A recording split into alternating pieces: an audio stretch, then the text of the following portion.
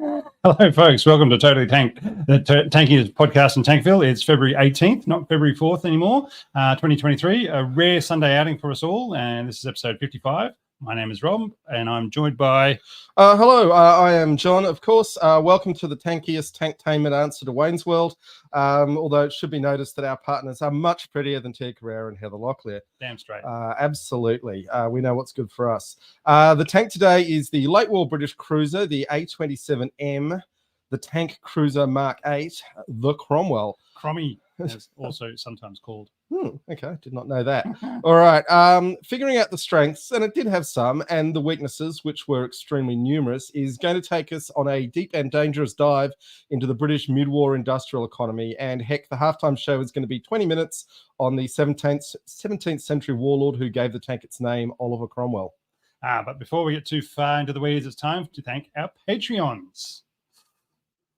Here they come. Yeah, the patrons. So I've had quite a lot of movement in the patron front this week, which has meant a lot of work for me getting this list together. But that's good. We like having new people on board. Love yous all. So in our top tier, we've got Brian Jenkins, Chris Pezze, Cornelius Weber. Welcome back, Cornelius. Ewan McGuinness, Guy Hook, Jonathan Markle, Maxi Mixed, and Pear. And then in the lower tier, we've got, the other tier, we've got Anton Gorbanov, Carter Heller, Chris Doyle, Dan Sapienza, David Mulvaney, Fartmaster Floaty Burb, Hans Wang, Henry Hamed, Jay Beckman Strauss, Jamie Stokes, Jimmy O, Major Mansfield, Scotch 12, Spencer Davis, Steve Matthews, and Vikram Murthy. So let's just take a moment to say hello to people. Who have we got there, Rob? We've got James Grantham, Jamie Stokes, Tasman 06, Alexander Vlad, and hello to all of you folks. Jamie's in South Australia, Tasman's I'm assuming up in Sydney, and it will be something British today, but right now we're drinking the grand old Australian VB for the beers. Now, of course, if you want an excellent Totally Tanked t-shirt, guaranteed to start conversations with terrifying people, head over to redbubble.com and search for Totally Tanked. Now, it's time to get into the tank. The Cromwell was in service from 1944 to 1955, but it kept going in various guises throughout until the 80s, in fact. None of them very good. Some of them were perfectly fine. Some of them were adequate, which is a word I had to edit out of the script because we used it too much. All right, they built over 4,000, 27 tons.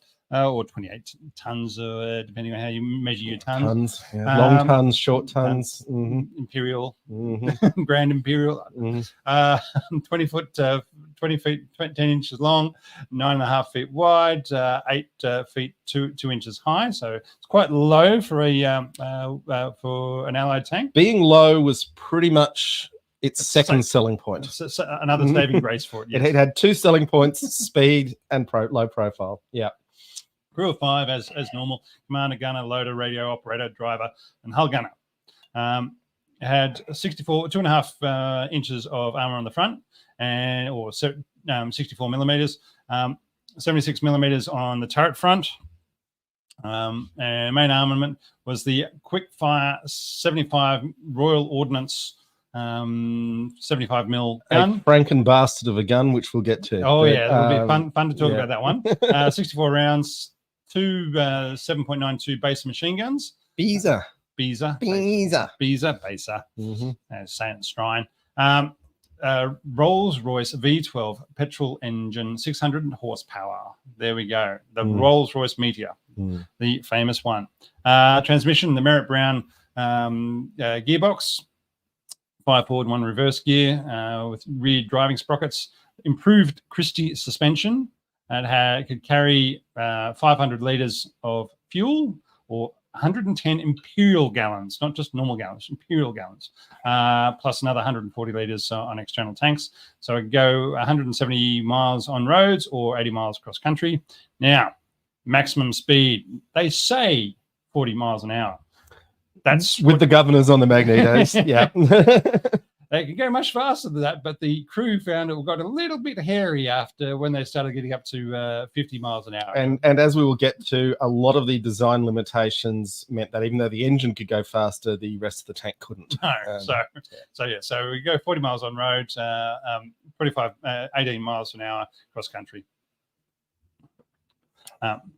And if you really want to know about the Cromwell, you probably cannot go past Cromwell Tank Vehicle History and Specification by David Fletcher, MBE, from the Tank Museum. Him from the Tank Museum. Yeah. Okay, so just as a little bit of further housekeeping, obviously our primary audience is on the audio podcast, and everyone consuming our content that way, we appreciate you. We are also recording this as a live video feed, which does have some visual components. We will be putting the slideshows up on our social media in the next few days if you feel like you've missed something and you've listened to the audio feed. Other than that, though, welcome to the hardy crew who have stuck with us through a change time and are watching us on the live feed. We've got nearly 9 of them, Rob. Okay. Well, February is a busy month for us, and then you got COVID. Yeah, well, yes. No, having to reschedule was unfortunate, but here we are. Okay, now, folks, development of this tank, strap in, because of all the messed up development programs which have stripped wealth from taxpayers to industrialists. This just might be the very worst. Even if you're not some radical lefty who thinks there might be a better way to spend money, you might object to soldiers being sent in the field with inadequate equipment to pay for some fat bastard to buy a bigger yacht. Although William Morris was not fat, so that's a little unkind. But he had some nice yachts. I bet he had some nice yachts, yep. So as we've discussed in previous episodes, going into World War II, the British had a reasonably sensible policy towards tank engines, whereby anything with seriously high performance was prioritised to aircraft. And, to quote Field Marshal Montgomery, if we lose the war in the air, we lose the war and we lose it quickly. So that made some sense. And then you get things like the British Railways Act of 1927, which meant that they couldn't have trucks on the roads in Britain that could carry more than 5 tons because they didn't want to compete with the railroads, which meant that they just didn't have truck engines that they could put into tanks, or even, with the Russians, their tractor engines, although their train engines played a big part in that as well. Okay, but this meant that by the early war, British tanks had very low power engines, which made the design choices really easy in a way. They could either have very slow tanks with lots of armor or faster tanks with almost no armor, but they didn't have the available horsepower to do both. And then into this came the thinking about having your infantry tanks and your cruiser tanks and them having very different roles. And light tanks. Yeah, well, although the light tanks were withdrawn from service very quickly after the Dunkirk, the start of hostilities. Yeah. And then things were made even more stark in the Panic of 1940 and the fall of France, the threatened invasion of Britain. And having lost the equipment of the entire British Expeditionary Force at or around Dunkirk, priority was given to the adequate 2-pounder anti-tank gun, which was okay in 1940, but would not remain adequate as the Germans slapped extra armor on their tanks. And it was quite funny because, the French designs, even the American, the M3 design, its anti-tank gun, were all around the same size and power as the British 2-pounder, which was good for Panzer I, II, and an early War III. But once the Germans just literally put applique armor and said, can't get through us now. Not from the front at any rate. It's no longer adequate. Yep. And the panic around Dunkirk meant they stopped development of the 6-pounder gun, which really should have been coming into the field in 1940. And keep the factories focused on building what you're already building, because you don't want to take time out to build anything new. Yeah, and you can't blame them in the state of the world in 1940 for taking that view. It was not an unreasonable approach to take. Now, the possible use of tanks to deliver high explosive rounds was something that didn't really occur to the British until later in the war, when American tanks with the 75mm M3 cannon, not to be confused with the M3 tank, although the M3 tank did mount the M3 cannon, were a huge eye-opener. So that was when they said, oh, hang on, high explosives might be more useful than machine guns and little tiny guns that shoot armor-piercing darts.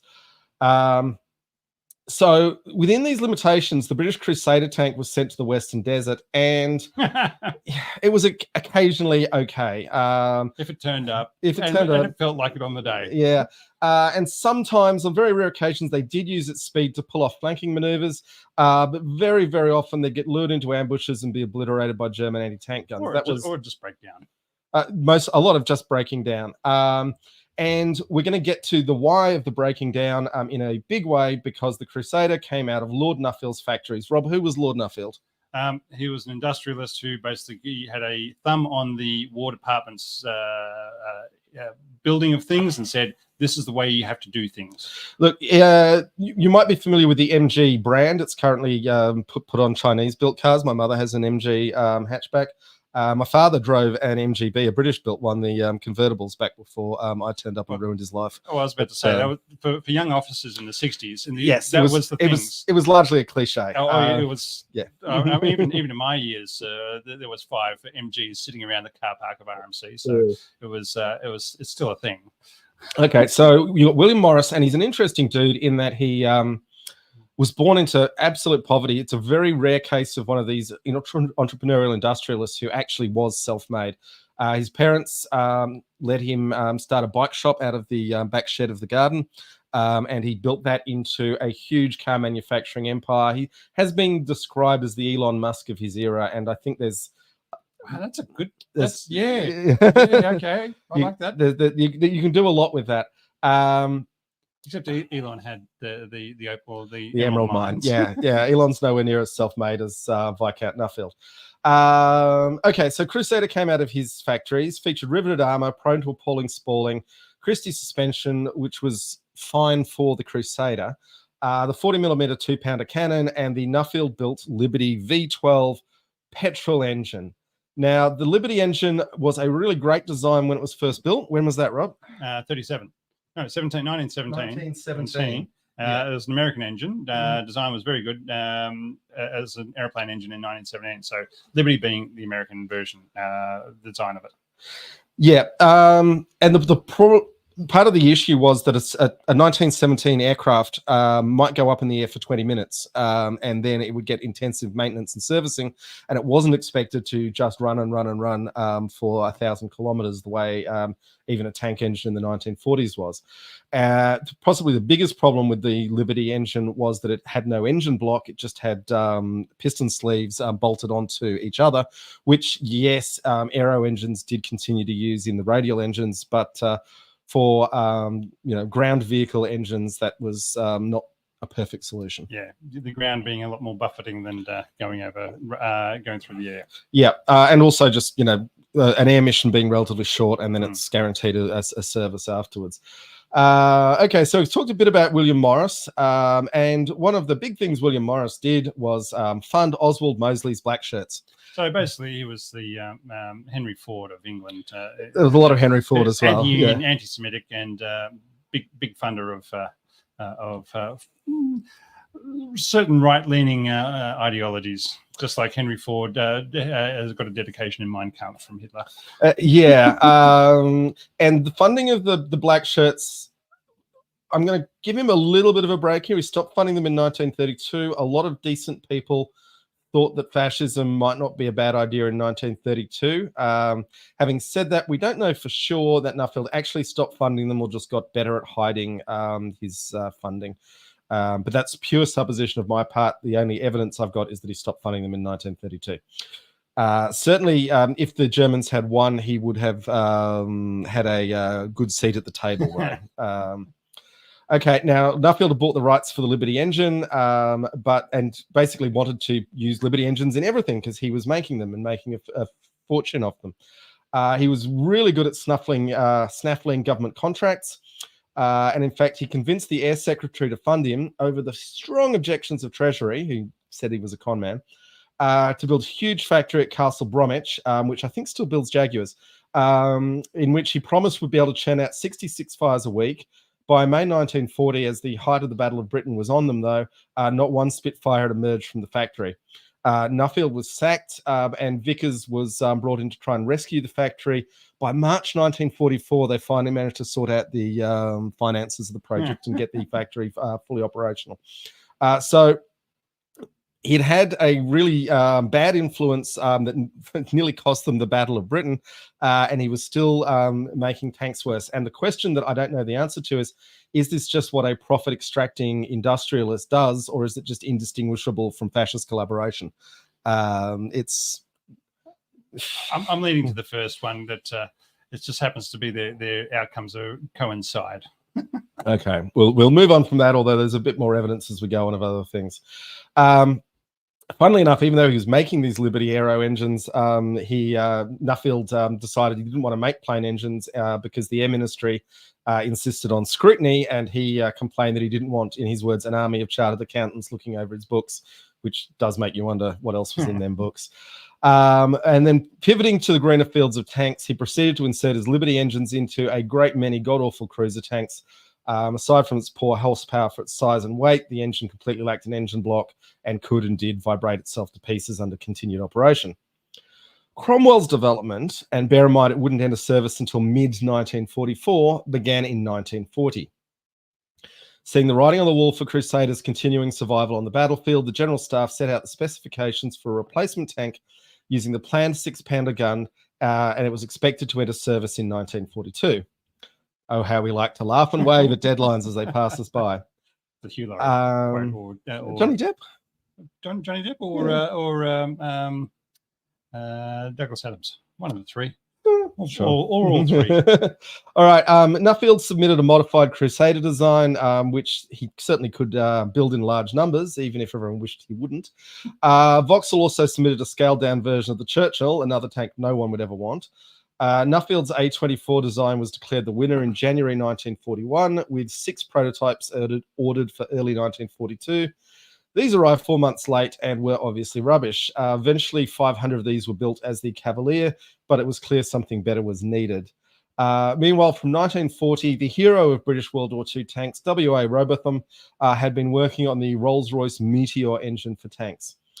And we've covered this in the Centurion episode, but it bears repeating by taking Rolls-Royce Merlin aircraft engines, the beasts that powered Spitfires and Lancasters, and Hawk Hurricanes and Mosquitoes, but using parts that had failed aviation quality standards and often ones that had crashed into the countryside and been dug out of the wreckage, they were able to build a high-power engine that didn't eat into aircraft production. Britain would finally have an engine that could power a decent tank. And I've hit the wrong button, so just bear with us for a second. Technology. It wasn't me this time. That's the important thing. It was not Rob's fault. And that's what... Oh, and now we're going to have to scroll down to... It's okay, Rob. You keep talking. Why don't you address the audience? Look, I just want to say, yes, there was a very funny joke by Tasman about John's COVID and drinking Corona, but we're not drinking Corona today. You will find out which British beer we're having. We might have had it before. I can't remember, but we're definitely having a British beer.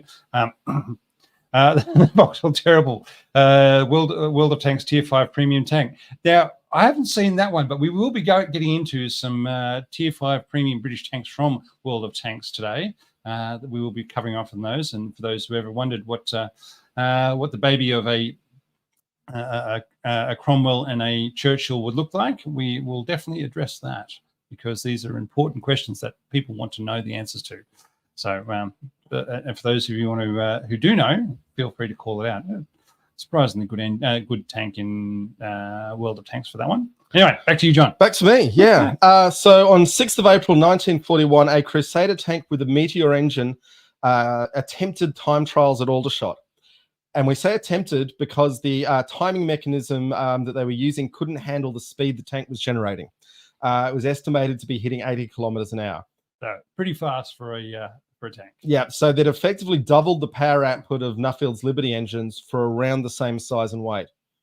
Lord Nuffield, Viscount Nuffield, was offered the option to build Meteor engine tanks, but his business interest was in selling his own engines into his tanks and not in building someone else's engine, so he declined on that. All right, so talking about Lord Nuffield, I was speaking with my father about it, who's turning 88 tomorrow. And as a point of interest, he told me a story about driving a Nuffield tractor as a lad working on his uncle's farm. The tractor pulled well, but kept on breaking down. And when his uncle Walter inquired about what to do with his Nuffield tractor, the general consensus around the town was to drive the tractor into a dam 3 times, but only to pull it out twice. So that's what you get from... From a Nuffield tractor, yeah. So by mid-1941, the tank board, which was concerned about heat issues with Meteor engines, and I guarantee you Lord Nuffield was telling everyone that these new engines were going to generate too much heat. And people who do restore Cromwell tanks say that the heating, the cooling system was quite innovative for the time. Anyway, they split the program into 3 parts to try and make sure that something would succeed. So the A24 Cromwell, which later became known as the Cavalier. Sorry, Cromwell 1. Sorry, Cromwell 1, yeah. I've edited these for you. Yeah, sure. Okay. Anyway, A24 Cromwell 1, although once they go into production, these Cromwell mark numbers all disappear. it's a mess. The naming standards. Yeah. So Liberty engine and Wilson steering was one of the options. The A27L Cromwell 2 Centaur was the Cromwell hull built with the Liberty engine to be built by English Electric, later Leyland. Now, everything that was wrong with the actual Battle Cromwell as it entered service was largely because it was also meant to be able to be run with a shitty, excuse my language, Liberty engine. So a lot of the failings and limitations of the actual Cromwell were because the Centaur variant was kept alive far too late in its development process. And then finally, we had the A27M Cromwell 3, which retained the Cromwell name and was Meteor engined, but could be fitted with a Liberty engine if you wanted to go back to making bad British tanks. So A27M for M for Meteor. Yep, okay. Although the other one was L for Leyland, maybe Liberty. Oh, that's lucky those two letters are side by side in the alphabet, isn't it? Okay, so but Nuffield to specify that the A27M should be built so that they could, if these horrible Meteor engines didn't work, they could put a reliable Liberty engine back in there. Yeah, and it should be noted that for this penalty that Cromwell would suffer throughout its service career, Centaur was never approved for service by the British Army. It was used by the Royal Marines in D-Day, but it was never approved by the British Army for use. So it dragged the whole project back into the Dark Ages for no real benefit, except Viscount Nuffield made a lot of money. Now, Cromwell and Centaur were designed to use the Merritt-Brown triple differential transmission, which allowed a driver to control direction through controlling the engine output power to the tracks, which no one had succeeded in doing really up until this point. You know, like the Germans were still having to have two different gearboxes per engine to try and get differential steering.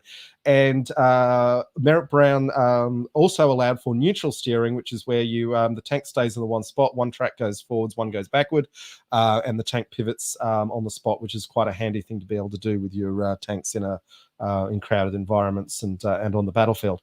So Merritt-Brown, excellent transmission, would be used for decades by British tanks. Meteor engine, excellent engine. Now, even in 1942, people like W.A. Robotham knew that the tank they wanted to build was going to be Meteor engined and 17-pounder armed. And they knew that in 1942. They were designing the tank for service in 44. They could not get it all together, and it's really disappointing. The other thing worth really noting is that all of the failings we're going to discuss with Cromwell were fixed in Comet. Excellent tank, didn't actually make it into the field in time to make a difference. And that's a real tragedy, because the tank that entered service in June 1944 should have at least been Comet, and probably could have been Centurion if people hadn't made bad decisions. Yeah. And greetings to Sean from Canada. Hey, Sean. Thanks for joining us. Okay. Excuse me. Okay, the first Cromwell prototypes made of mild steel, and I believe this is where that legend comes from, of the ones that got lit up with anti-aircraft and had all the 20 mil autocannons. Yeah, okay, but yes. Anyway, they would say, oh, maybe it was a training version. I don't think it was a training version. I think it was these prototypes, which were noted in the documentation as made of mild steel, were delivered in March 1942, months before the A24 and the A27L designs reached the production.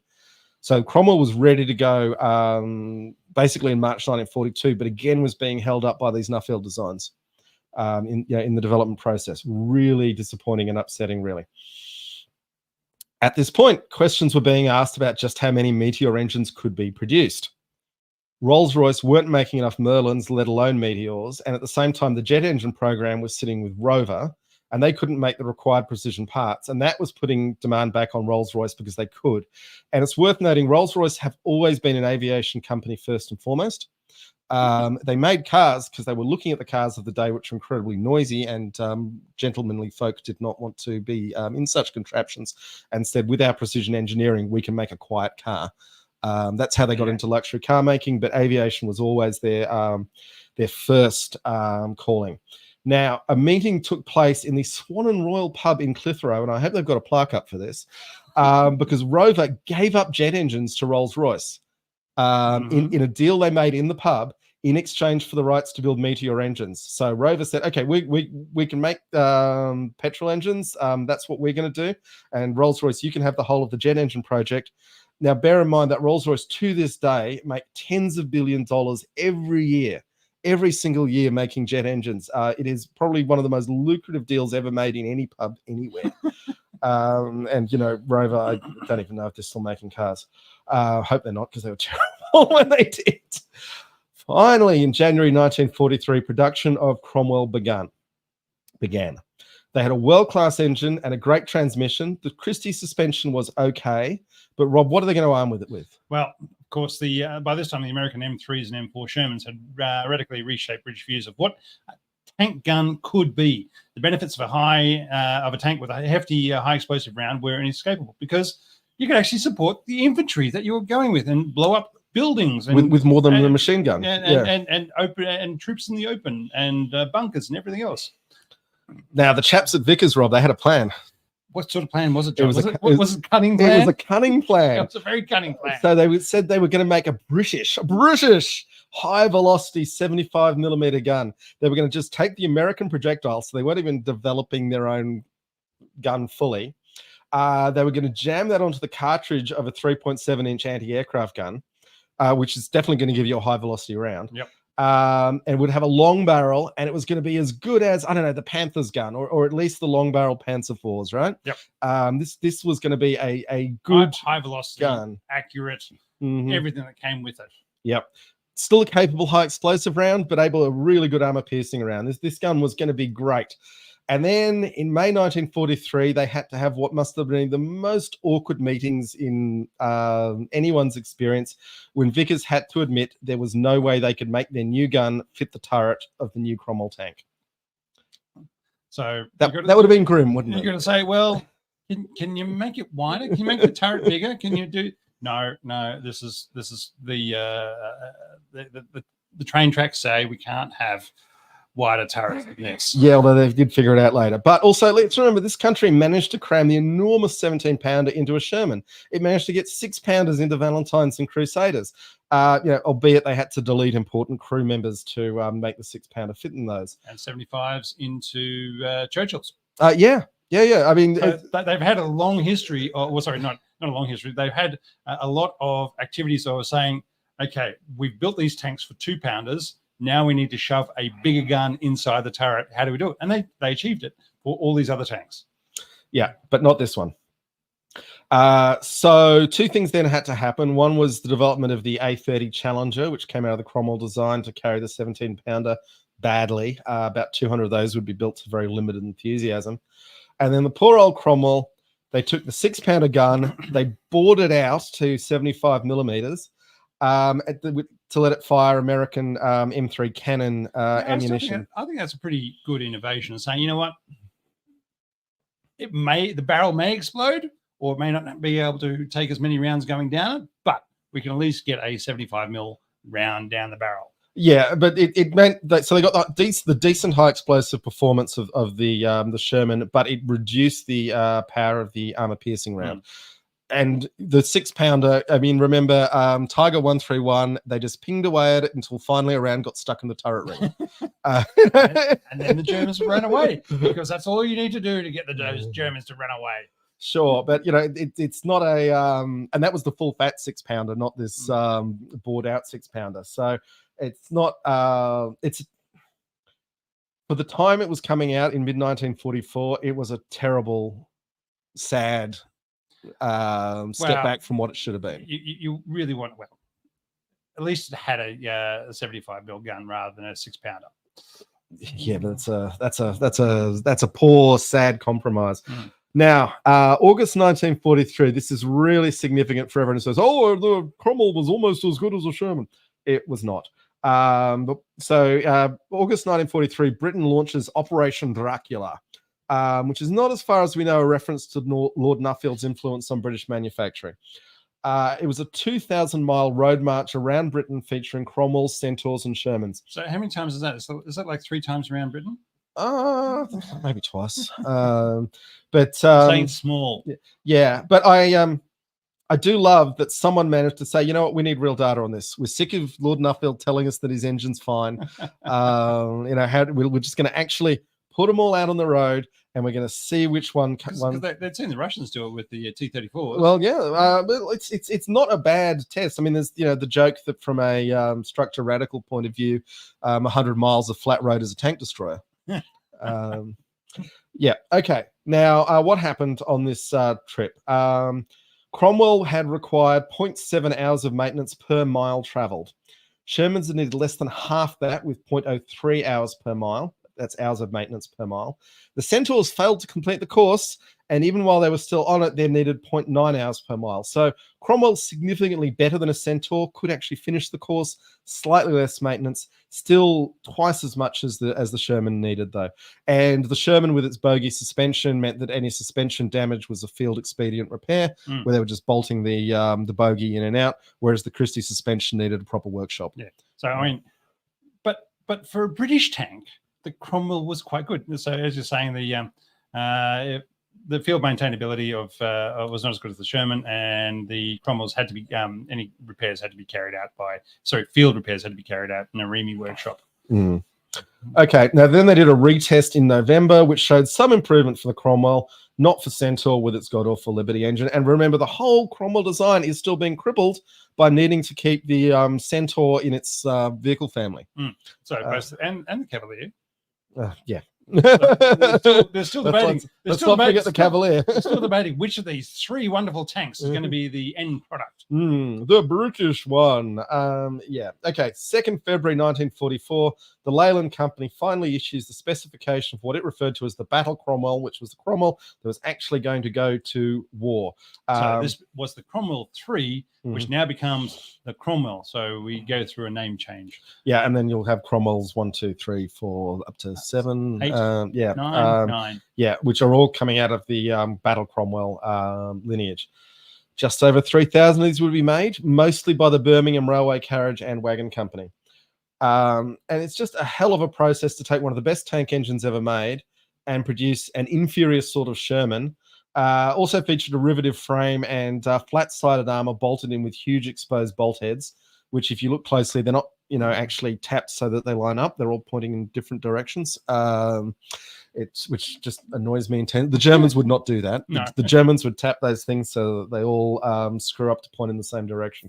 I would say, though, that the Cromwell probably does have some Dalek ancestry. Now, talking about the slab-sided sides of the Cromwell. So the Brits could do sloped armor, but mostly chose not to. And an aspect of the Christie suspension is that it takes up space, which limits the interior hull volume. And sloped armor also reduces the interior hull volume. So when when you want to keep the tank usable by your crew and not have a crew of 5'2" people crammed in there who can't move around, to keep the tank usable, they went with, we're going to have flat armor and we'll make it really fast. So that was a consideration. They can do sloped armor. They said, we're not going to. And I think it's worth, let's be fair to the British for a moment. The idea of having a frame that you bolt the armor onto is pretty much where the world has come to today. In some ways, it was actually ahead of its time. The problem was the riveted frame. If you go through the battle damaged assessments, they've literally got a separate column for riveted Cromwells versus non-riveted Cromwells, and the riveted Cromwells were knocked out far more easily. And having said that, it carried a fair old weight of armor, but because of the terrible vertical positioning, it wasn't providing as much useful effect as it could have been if it hadn't been basically a Lord Nuffield design for a upgunned Crusader, which is what they kind of got stuck with. Other problems, though. The Christie suspension, which was designed for basically Centaur, had issues with the amount of with the speed this thing could go at, and suffered a lot of breakages as a result, which, as we've discussed, had to go back to a workshop. And also it had a system of slack tracks, so there's no return rollers. Which you'll be able to tell the difference between a Comet and a Crusader by whether or not the Comets have the not the Crusader, the Comet and the Cromwell, because the Comets have the return rollers on top. Because they said, what we need? We need return rollers. And in this case, it was just to keep the tracks on the same line as the tank, because when you're moving at 60 kilometers an hour, making a hard turn, the tracks can head off in the, the new direction, and the tank keeps going in the old direction, or vice versa. And People can say, oh, it wasn't such a big deal, but we can say it was definitely fixed in Comet. So it must have been a bit of a big deal for them to feel the need to do that. Okay, Rob, we're a little bit ahead of time. So I was thinking that. Yep, so we will. You thought that might have gone on. So all right, that's a lot more development history than we usually do, but this tank really required it. The question is, how did it go in combat? Okay, how did it go, Rob? So what was quickly clear was that they built an excellent scout tank. They've been trying to build a medium tank. They got a scout tank. High speed, low silhouette, not enough firepower or armor to be really useful anywhere else by late 1944. Let's remember that the Russians had IS-2s and T-34-85s by this point. The Germans had a huge number of Panthers supplementing their Tiger stocks. The Americans by mid-1944 were coming to the party in Sherman Easy 8. So that's 76mm guns, wet stowage of ammunition. Extra armor. Yeah, it's been said as if it's some sort of excuse that Cromwell would have been a great tank in 1942, but we can't help noticing it was not in service in 1942, and a huge amount of improvement had happened in the world tank stocks in those 2 years. In particular, if you're looking for what was the good gear, the Guards Armored Division. Now, for those watching on the video feed, I've got their divisional flag. It looks a lot like the Eye of Sauron. Certainly does. Yeah. They kept the Sherman for their armored units. So if the Guards are using Sherman, that's the best tank the British have got. Now, for fairness, I will note that the Welsh Guards in the Guards Armored Division did use Cromwells for their reconnaissance units. The only division to be equipped mostly with Cromwells was the 7th Armoured Division, the legendary Desert Rats of North Africa fame. So, Rob, how did the 7th Armoured perform with their Cromwells in Normandy? Well, they landed on Gold Beach on 7th of June, so D-Day +1. They were heavily involved in the Battle of Caen, where they were mauled by the 101st Heavy SS Panzer Battalion at Villers-Bocage, but recovered to take part in Operation Spring and Bluecoat, trapping a German army in the Falaise Gap and advancing to the Rhine. They went okay. And then... Well, it's the question. No, they went okay? So they went okay. And, well, I'll let you go. Keep going. Sure.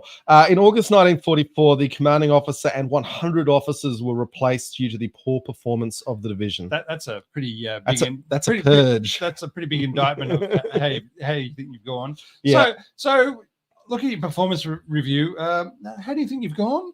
Yes. Well, you're all sacked. Yeah, all of you gone.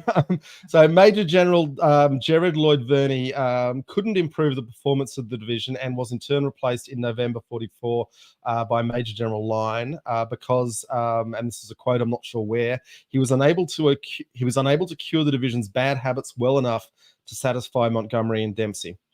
Lloyd Verney did go on the record to describe the division's problems, though, and this is a real corker of a quote. There is no doubt that familiarity with war does not make one more courageous. One becomes cunning, and from cunning to cowardice is but a short step. Oh, that's a pretty damning bloody quote, isn't it? Yeah. Now, while the huge problems in the division were beyond the scope of any one tank, it has to be considered that they were hardly going to be improved by giving crews an under-armoured, under-gun tank which could withdraw from combat at great speed. Is that why the Churchills did so well? They couldn't withdraw. Once they were there, they were there. And, then there is the story of on at least one occasion, the high speed of the Cromwell allowed them to escape danger by jumping a Dutch canal. Do you want to go on with this bit, Rob? Yep. The Vierlippen, which is also known as Dutch canal jumping, which is a national sport in Holland.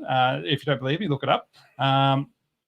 Can't help but answer the question: if a tank with beefier suspension and a better track system, hello Comet, wouldn't have done better.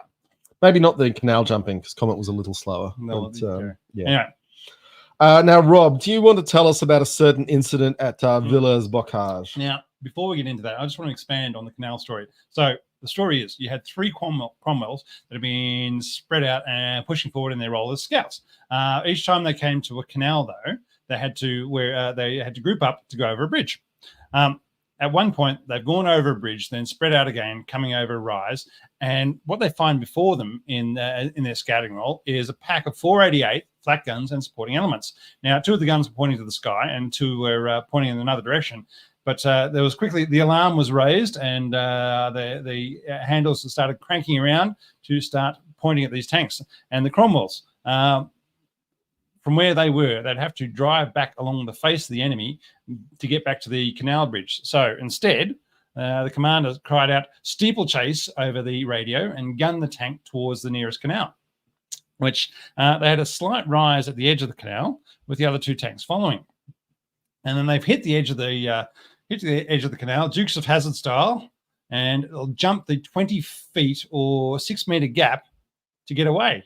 The first tank driver remembered to put the clutch in to allow the tracks to freewheel, and when they hit the other side, so they could just keep on going. The second tank, the driver forgot to hit the clutch, and the tank basically it's hit it and tried to keep going forward at its normal speed, and basically braked and gone right up on its nose before coming back down on landing back on its tracks. Didn't flip, which is surprising. And the third tank didn't quite make the jump entire distance of the jump, but got its nose over the edge of the bank and was able to get enough traction before getting up over the bank and allowing all three Cromwells to race away and back to their advancing column of allies. So it was a bit of no war planner ever said, you know what we really need? We need a tank that can jump canals. Why wouldn't you? I mean, the effort of bridges, all right, even a 20-foot bridge, all right, is a huge engineering effort. Yeah, whereas if you could just zoom over them, Dukes of Hazzard style. Yeah, you've got a 600 horsepower engine and a tank built for a 300 horsepower engine. So every now and then, yes, there might be a bit more maintenance afterwards, but your ability to advance and say, you know what, we don't need a bridge here, we can just jump that. I mean, think about it. You're overcoming so many obstacle implications. Yeah, we all know they got those three got lucky. But yeah, Tasman pointed out, yes, there was a case where a Cromwell engaged two Panthers, and there's the famous story that we've since seen is debunked. With the Greyhound took out a tiger. Sometimes smaller tanks get lucky, they succeed, they get the jump. We're going to talk in the second half about the Bradleys kind of sort of getting the jump on the T90. It can happen, but it doesn't happen a lot. 1 in 10 survivability. That's for the three of them made it. Oh, come on. All right. Anyway, but before that bit of daring do, there was you had the episode of Daring Don't at Villas Bocage. All right. So having landed at D-Day, the Allies were desperate to break out of the Normandy area through Caen, however you want to say it, and into the French countryside before they could be trapped in a beachhead. So on 13th of June, 44, so this is D-Day +7, the British 22nd Armoured Brigade of the 7th Armoured Division, their column had advanced through a gap in the German lines that had opened up, and they met limited resistance, and they moved through their objective, the town of Villas Bocage, and out the other side. Then they stopped to prepare for their next objective, and this is where things went bad, for they'd stopped right in front of a company of hidden Tiger tanks. Of course, of the 12 Tigers in the company, 6 were broken down and 4 weren't immediately ready for combat. But 2 of them were. Now, depending on who you read and who you believe, accounts will vary between of what's going on. I've made up my best story of what I've read about it, and I'm going to tell this one. And just before you go on, it is what Laserpig did a really good video on this, going to some unusual sources and noting that even the British heavily relied on the German propaganda in Signal magazine because it was published and out there before they'd had time to actually go and interview their own crews. So a lot of German propaganda became part of the story. Having said that, the flaming datum of all the burning Cromwell tanks, is a little hard to go past. It's easy to set some store by the German account. All right, so Michael Whitman is the commander of the German Tiger Company. He comes out of the forest in his Tiger, and he charges along the column of parked vehicles, blowing up Fireflies, Shermans, Cromwells, and Mark V Stuarts, half-tracks, universal carriers, trucks, and anti-tank guns willy-nilly. He then gets into town. So basically, he's coming roaring out of the forest where everybody stopped and they're having a cup of tea and they're thinking and refueling and they're thinking about what they're going to do next. And then he's gone into town. I'm going to and then he's basically now there's some stories where his first tiger's gotten shot out, and then he's jumped into the second tiger that was coming with him, but or that he's the tiger that he's in. He and the so there's two tigers running along the column at this point, and the second tiger is hanging back and doing stuff while the other four tigers in the company that were active were then engaging the remainder of the armor that had pulled up onto the hill at the end of where they'd come from. But Whitman himself is racing through town. He gets into Villers-Bocage, blows up some more Cromwells, a couple of command and observation tanks, including a Sherman observation tank. So they don't have main guns fitted for them. They just have lots of dummy guns and or radios. Before running into another Firefly that bounces 3 shots off of his armor, which is a bit sad for a Firefly with a 17-pounder. Now, according to legends, I believe this is the incident where a Firefly managed to cross Whitman's T and had the side of him in their shots, and then they couldn't fire the gun because the gunner was busily making a cup of tea. We think that's actually a Cromwell, and we'll get on to that. So I'm assuming that's. I mean, a Cromwell wouldn't have blown it up anyway. But from the side, it would have. Yeah. Anyway, so Whitman's gunner then misses the Firefly, but hits the building beside it, which then collapses on top of the Firefly. So it's a bit lucky. Successful mission kill. Yeah. He then turns around to go back out. However, this is when he comes across a Cromwell commanded by Pat Dias, who had hidden as Whitman had gone past the first time and he hadn't fired on him because his gunner wasn't in the tank. And at this point, his gunner's jumped back in the tank and was thinking they were sneaking up behind this tiger, but they've out of the smoke and the fog and the burning buildings and everything, burning tanks all around the place. Suddenly, they're coming upon the front of the tiger as it's leaving the town. So Cromwell fires and bounces and fires again and bounces, whilst the tiger lines the Cromwell up and puts a round straight through the turret, killing the gunner and the loader, but not exploding. And then the remaining crew escape. They get gunned down a bit by the MG 42s, but Whitman then drives back out of town towards the column of burning vehicles that he's left in his wake. That's when his tiger gets tracked by an anti-tank gun crew that was recovered by its crew, and basically they lined it up, waited, and said, you know what, we're not going to take out the tank, but we're going to knock off its tracks and leave it stranded there. So they've done that. Whitman inside his tiger then spends a further 20 minutes just going blat, blat, blat, blat, blat. Almost like the movie Fury. Yeah. Blowing up the countryside from their immobilized tank before they abandoned the tiger and run 7Ks through the woods on foot back to rejoin the rest of their battalion. I have felt it's always worth noting that Whitman did have to walk back to base. But when he got back there, he then jumped into another tank. It was Panzer IV, probably. But it was only days before a Firefly finally got him after this. No, it was 2 months. It was taken out in August by another that's Firefly. Days. But Yeah. Anyway, he's then jumped back into another tank, probably a Panzer IV, and carried on the attack against the remainder of the Allied forces. All told, in the battle, and just remember, it wasn't just him. There were another 4 tigers, one tiger that went with him and broke down. Another 4 tigers were then taking on a lagered up. When I say lagered up, but basically the stationary company of Allied tanks sitting at the forming up point. So all told, there were 20 Cromwells destroyed, 4 Fireflies, plenty of Shermans, a number of Shermans, lots and lots of half tracks, universal carriers, trucks, and everything else. And at the end of the day, the Allies pulled out of Villers-Bocage and said, you know what, bugger this for a game of horses, and they leveled it from the air the next day. So The exact times, numbers, and events vary depending on which propaganda you want to read into, but it was pretty bad for the Allies. That does go back to the caution you have to approach unit diaries, and I know people who are like, oh, I've got the unit diary and I've read it, so I know what happened.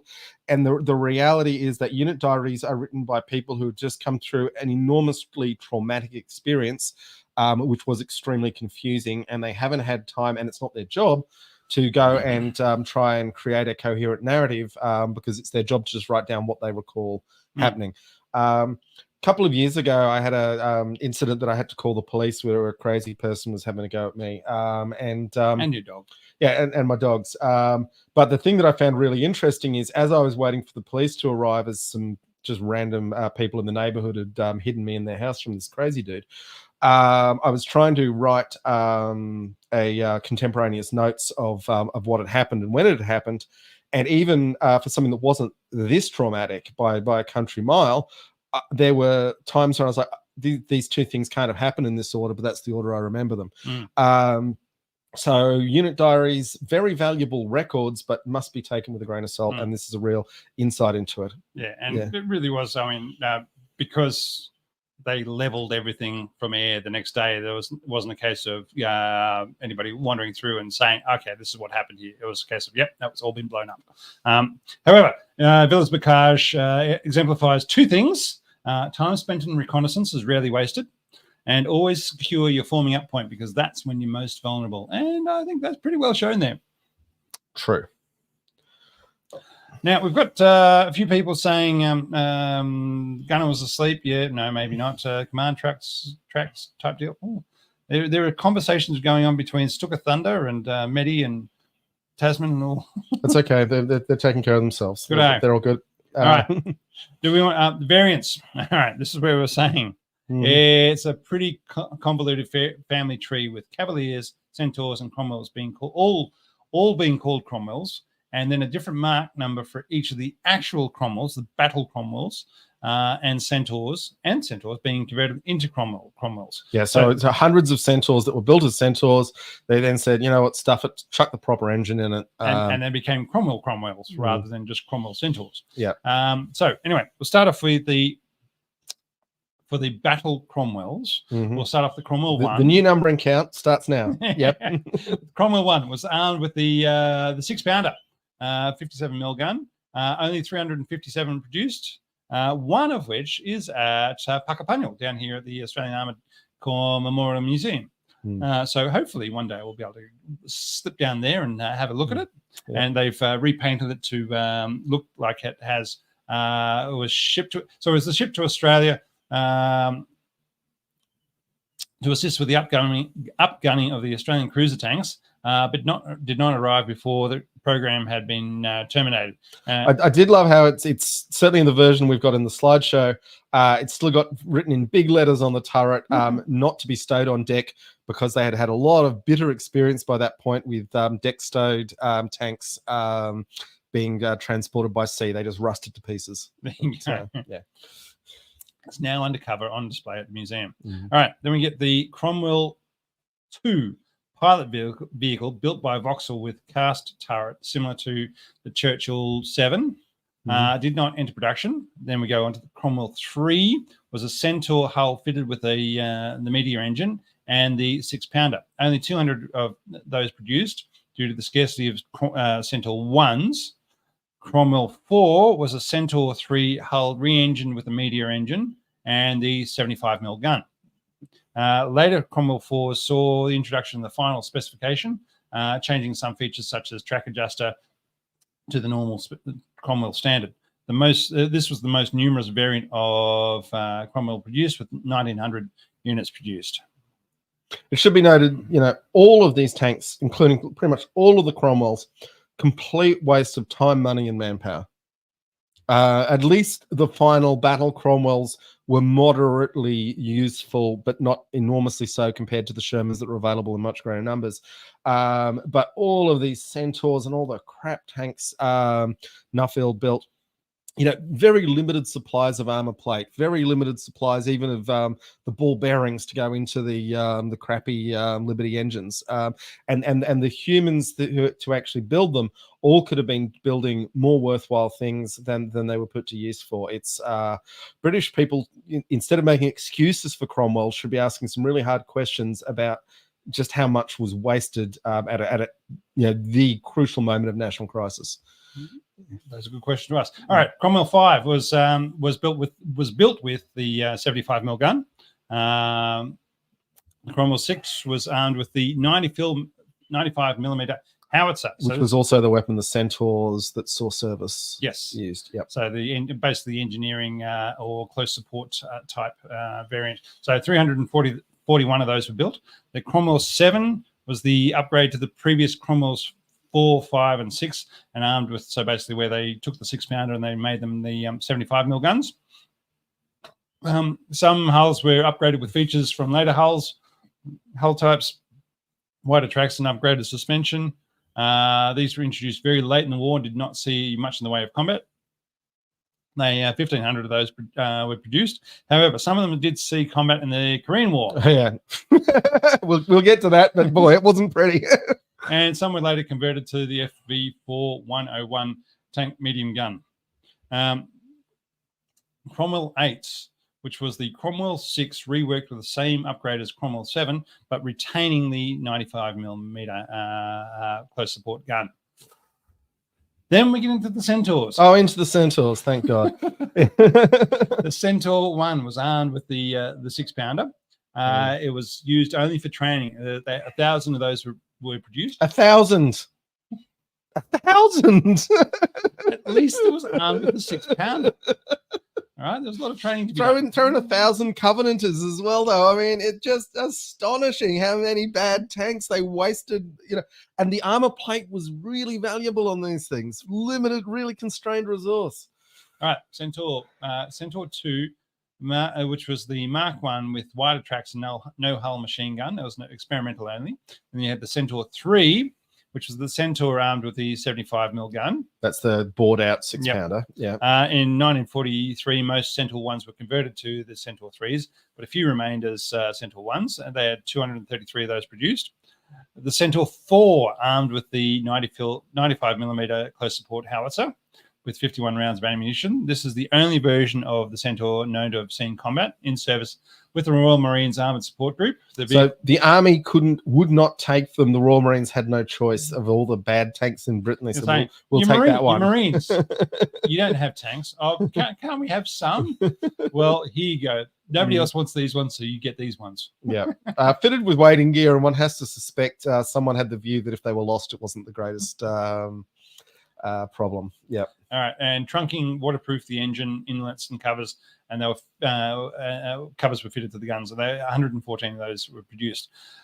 Centaur bulldozer, Centaur tank. The only useful Centaurs. A Centaur tank with the turret removed, installed with a simple winch-operated bulldozer blade, used as an armoured obstacle clearing vehicle. Issued to the 79th Armoured Division in Belgium during the latter part of 44. So that's the Hobart Funnies, folks. The Cromwell Command tank. The main gun was removed and given more radios. These were used by brigade and divisional headquarters. The Cromwell they did have a John. Oh, that's all right. We can fix that one. It's, they did have a stick or a thing that looked like a gun barrel sitting on the front. Right. We will discuss later when we get to the what the Europeans are up to, the importance of making sure your tanks look the same. Funny looking tanks get deleted. Cromwell observation post, which was Cromwell 4s and 6s and 7s fitted with an extra radio, but the main gun was retained. The Cromwell Command, which had more radios, the main gun, and again, the main armament main gun was kept. That was used by the regimental headquarters. The Centaur anti-aircraft Mark 1 used a Crusader 3 anti-aircraft Mark 2 turret fitted with twin 20mm Polston guns instead of the Oerlikons. Yeah. They were originally deployed in Normandy, but withdrawn as unnecessary due to Allied air superiority. 95 of those were produced. The Centaur anti-aircraft Mark II, which was the same thing but slightly different. So it also had the twin 20mm Holston anti-aircraft guns. The Centaur dozer. The turret removed and give it a simple dozer blade operated by a winch. Since the winch passed over the top of the turret, it was not possible to retain the turret. Issued 1 per Cromwell squadron to the Royal Engineers. Oh, sorry, 1 per Cromwell squadron and to the Royal Engineers. It was one of Hobart's funnies. 250 of those were produced. The Centaur observation post, as opposed to the Cromwell. A Centaur with a dummy main gun and extra radio communications. A Centaur Kangaroo, which is the Centaur with the turret removed to make space for passengers. Very few of those were produced. Those passengers would have to think they're not the highest priority passengers on the battlefield either. All right. Centaur armored recovery vehicle. A Centaur with the turret removed and replaced with a winch, fitted with winch fitted instead, and an optional A-frame. So they can use that as a crane. Yep. Okay, now we're getting to post-war. A number of the Cromwells were upgraded to meet the new Cold War threats. This is where you get the FV4101 Charioteer, which is the Cromwell hull with a quick-fire 20-pounder gun. Which is a big gun. That's a big gun to fit to a Cromwell hull. Charioteer is one of the most ungainly, weird-looking vehicles in Bovington. Yep. And a tall turret designed in the 50s to give fire support. 200 of those were produced. Designs based upon the Cromwell. The A30 Challenger, a lengthened Cromwell chassis with widened superstructure to mount the 17-pounder gun in a new turret. The A30 Avenger, a 17-pounder version of the Challenger using a lighter, more open-topped turret in a gun carrier role. So tank destroyer. Tank destroyer. Yeah, that could have been useful if it was deployed correctly. But yeah. The Comet. The Comet. The A34, a tank based on lessons learned from the Cromwell design and development, incorporating a large turret ring, enabling this tank to utilize the latest gun available. Now, that Vickers high velocity 75 we talked about saw life in the Comet. They ended up going with a 77mm, saying, "Oh, why are we trying to use the American projectiles?" Well, it was the same.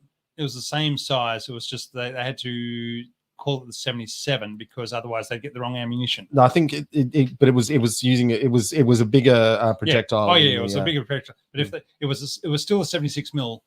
It was a 76mm. They called it 77, so it didn't get the wrong ones. Yeah, so they didn't. Yeah, so they yeah. And who's measuring out that last millimeter? Right? Yeah. All right, so every millimeter counts, bro. And the Comet, tanks reflects much of what was intended for the from the Cromwell. And lastly, everybody's favorite, the Excelsior. The Excelsior. Let me say that again. Excelsior! Have you ever wondered what would happen if a Cromwell and a Churchill had a baby? Well, wondered no longer. From this glorious pairing, you get the A33 Excelsior. A31 was a Cromwell with more armor, and A32 was a more thorough redesign of the A27 with stronger suspension and armor equivalent to a Churchill. English Electric built 2 prototypes of a Cromwell tank hull. The first with the suspension and T1 track of the M6 tank in 1943, but with a 6-pounder gun. The second was built with the widened Cromwell tracks and suspension by LMS and different armored skirts. The design included extra armor and an ordnance quickfire 75mm gun. When the problems of the early Churchill models were worked out, the A33 was no longer required and the project was dropped. However, in world of tanks, the Excelsior is still a fun Tier 5 premium British heavy tank that is available and remarkably quick at 40 kilometers an hour with a huge amount of armor on the front and rear hulls, 114 millimeters or 4.5 inches, but incredibly thin armor on the sides, only 30 millimeters. So as long as you have... Got to keep it pointing in the right direction. So as long as you have the front or rear, because it had 114 millimeters on the rear as well. That seems wasted weight. Maybe it balanced it out. I mean, the Germans are chucking lumps of concrete in the back of their tanks to balance them. So why not have armor plate instead of a lump of concrete? So long as you had front or rear towards the enemy, it was a tough nut to crack in game. And very fun in platoon of 3 when they could keep up with the medium and some of the low tier light tanks, and you would be fighting like low tier tanks because it's a premium tank with And don't worry, the Cromwell does get representation in Girls und Panzer, being driven by Gail Earl Grey, aka the Devil on Cromwell, the commander of St. Gloriana's Girls College Senche Do team. And at that point in time, John, we might take our break. Okay. All right, folks. So I've made a little video for you. It's a cracker. I really enjoyed it. So I hope you do too. That's good. Don't sell it too much, Rob. So enjoy 20 minutes on the life and times of Oliver Cromwell and how he relates to this tank. And then we'll be back with beer review and more on the Cromwell and a fair bit about things that are happening in the world because Advika fell today. So okay. And Fred Bank loves games. Welcome to the show. It's your first time. Congratulations. Okay, just bear with me while we switch the video over. Hopefully the technology goes well. A name that never failed to make the enemies of England tremble.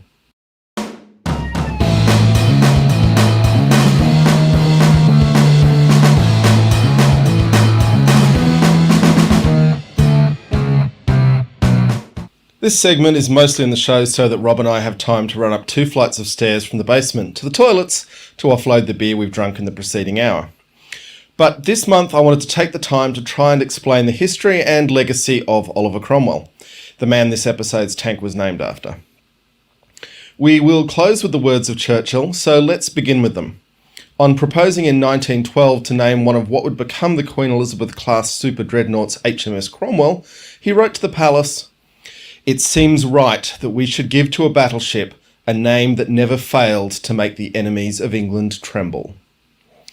King George V was, quite rightly it should be noted, concerned that a ship of that name would cause riots in Irish ports, and perhaps was also unimpressed with having a ship in his navy named after the killer of his ancestor.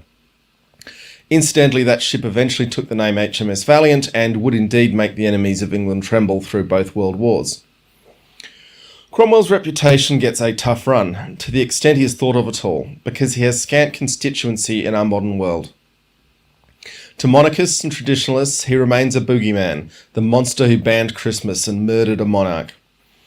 To the modern progressive, he is a genocidal monster and religious nutcase who ordered the Catholic Irish to go to hell or to Connaught, that is, to die quickly or to die slowly of starvation and exposure. Oliver Cromwell is both of those things, and he is very much a precursor of the modern military dictator. And yet, more so than almost any other single man, he created through force of will our modern world. Our modern world that can wring its hands to condemn his methods, critique his decisions, and declare themselves his moral superior. I don't know about you, but in my life I can't say I've met anyone who is the moral superior of Oliver Cromwell. On the other hand, I've met plenty of spineless nobodies who will turn their nose up at his methods and then proceed to do whatever the hell they want for their own gratification. But let's lay out the life and times of the man. Oliver Cromwell was born in the year 1599 in Cambridgeshire. His family had in the past enjoyed quite a bit of money due to his great-great-granduncle Thomas Cromwell of Wolf Hall and King Henry VIII fame. While not one of the aristocracy, one of Cromwell's ancestral relations had married the sister of a queen. They were not strangers to the corridors of power. Of 10 children, Oliver was the only boy to survive infancy. Cromwell's father Robert had enough land to be considered a gentleman, but only just. In 1617, Robert Cromwell died, leaving 7 unmarried daughters, which was quite a crisis to contend with in those times. Oliver Cromwell had to abandon his legal studies to look after the family. He did manage to marry very well. Elizabeth Berkshire was the daughter of a London leather merchant with extensive land holdings in Essex and, as importantly, strong networks and connections in the merchant class. Perhaps the most significant moment in Cromwell's early life was his election to Parliament in 1628 as the member for Huntingdon. But he lost the seat in 1629 when Charles I dissolved the Parliament. He did not set the world on fire as a legislator in those early days, unremarkable at best. In 1631, Cromwell was involved in a nasty real estate dispute which saw him hauled before the Privy Council and was forced to sell up and move his family from Huntingdon to St Ives. In 1634, he came very close to moving to Connecticut, which is a hell of a historical inflection point. During the US War of Independence, the Connecticut State Navy would commission a corvette called Oliver Cromwell, which would wage war on His Majesty's Navy, before being captured and renamed firstly HMS Restoration and then HMS Loyalist. At this time, he was running a small farm with his brother, relying on the sale of eggs and wool to keep his head above water. It's worth covering this early life just for how unremarkable it was, how barely adequate. Things turned around for him in 1636 when he inherited some land, and, this being the 1600s, a lucrative job as tithe collector for the Ely Cathedral. By the end of the 1630s, approaching his 40th birthday, Cromwell was once again a gentleman. But you have to imagine his time as a peasant farmer made an impact on him. Throughout this time, the 30 Years' War was raging in Europe, with Catholics and Protestants engaging in ever more brutal and horrific atrocities and reprisals against each other. While the theological disputes were no doubt strongly held by many of those involved, one can't help but notice that the appeal of Protestantism to many national rulers was that it got them out of paying a tenth of their income to Rome. The mercantile class were also extremely attracted to godliness without massive wealth transfers. And then, as now, there's a lot to object to about the way the Catholic Church spends the money its flock provides it with. But it's worth noting that freedom of conscience, worship and congregation does create license for sleeping in on Sunday mornings instead of going to church, something that many of us can get behind in 2023. When 1640 rolled around, Charles I was out of money with which to fight the Bishops' War in Scotland, and accepted that he'd need to call a parliament to raise taxes for him. It had been 11 years since he'd dissolved the parliament. Cromwell was elected to the new parliament as the member for Cambridge. This new parliament would go down in history as the short parliament, lasting just 3 weeks before King Charles had enough of them and their deeply annoying complaints about his abuses of royal privilege. In September 1640, Charles's financial situation had deteriorated to the point he convened a new parliament. Cromwell was again elected for Cambridge. This would become the Long Parliament, sitting in various forms until 1660. One of the first things the new Parliament did was pass an act stipulating that it could not be dissolved by the King. Cromwell's place in this body was amongst the reformers. They wanted parliaments to be regular, that is, not to be the plaything of the King, and some expansions of freedom of conscience, but nothing too revolutionary. As the difference between the Parliament and the King worsened, Charles I fundamentally believed that he was the beneficiary of the divine right of kings, and everyone else existed to serve him and his aristocratic family relations. Cromwell sided with Parliament. At Huntingdon, he recruited a troop of cavalry to serve in the Eastern Association Army. They would form the basis of the legendary Ironsides. It seems wild in 2023 to think that at one time the counties of Essex, Hertfordshire, Norfolk, Suffolk and Cambridgeshire would band together as a quasi-national body and raise an army. The Eastern Association was run out of the rooms of the Black Bear Inn at Cambridge, and as with too much heritage from the parliamentary side, the Black Bear Inn was demolished in the 1840s. As a cavalry commander, Cromwell truly came into his own. His men trained hard, were equipped properly, and time and again their superior discipline as a fighting force would carry the day against the feckless cavaliers who rode out in the name of the King. Even amongst the parliamentary side, still weighed down with earls and marquesses, the egalitarian nature of Cromwell's force raised alarms. The Earl of Manchester, in charge of the Eastern Association Army, accused Cromwell of recruiting men of low birth as officers. The reply he received was for the ages. If you choose godly, honest men to be captains of horse, honest men will follow them. I would rather have a plain, russet-coated captain who knows what he fights for and loves what he knows than that which you call a gentleman and is nothing else. Now, Cromwell was no Maoist, but these sort of egalitarian ideals saw talented men of low birth flock to his banner. This would create a lot of trouble for him later. In an era where the aristocracy genuinely believed they were superior by nature of their bloodlines, it must have been a glorious thing to see the troops of ordinary men crush their social superiors in battle after battle, riding hard, knee to knee, and winning with their general leading from the front. By 1645, the cost of supplying this army had grown beyond the capacity of the counties of the Eastern Association.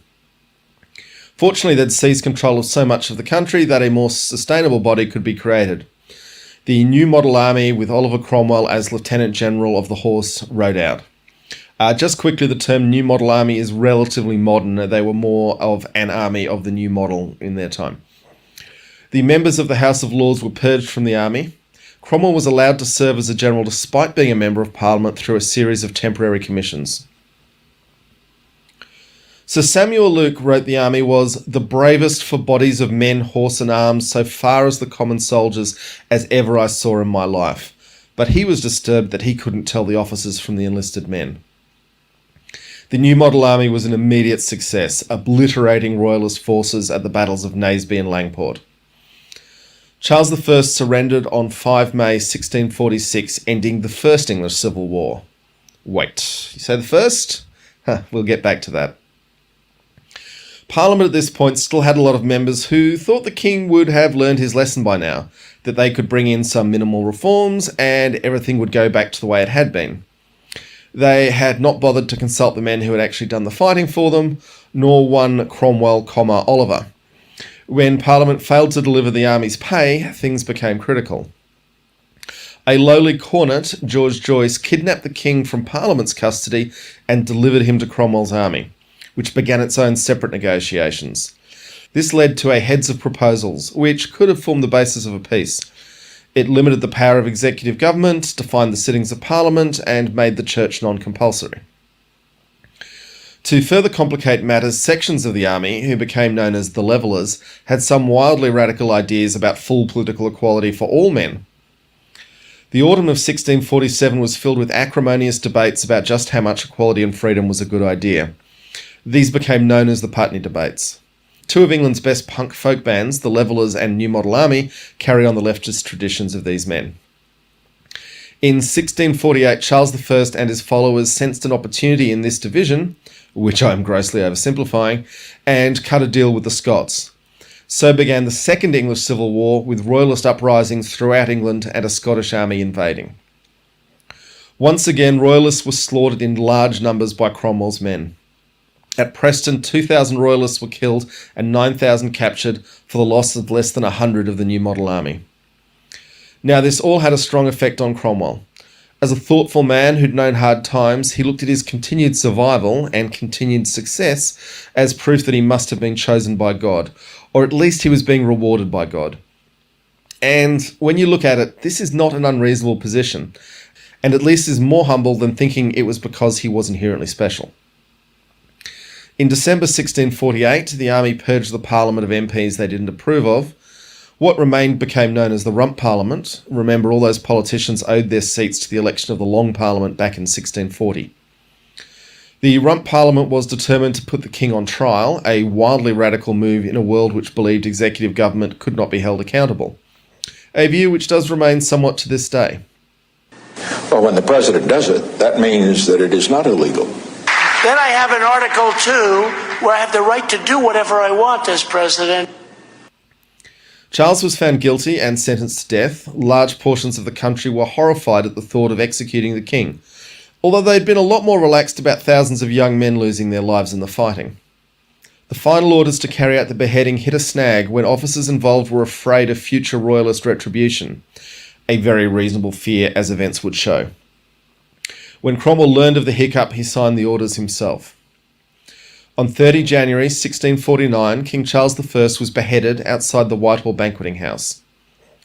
Royalists and Conservatives in England consider it to have been a disgraceful injustice to this day. For Cromwell, it was a simple act of doing what was necessary to bring peace. A republic was established as the Commonwealth of England in 1649. It then faced a problem that the Royalists were regrouping in Ireland. To Cromwell, with the 30 Years' War just having wound up in Europe, a threat of royalist Catholics was no laughing matter.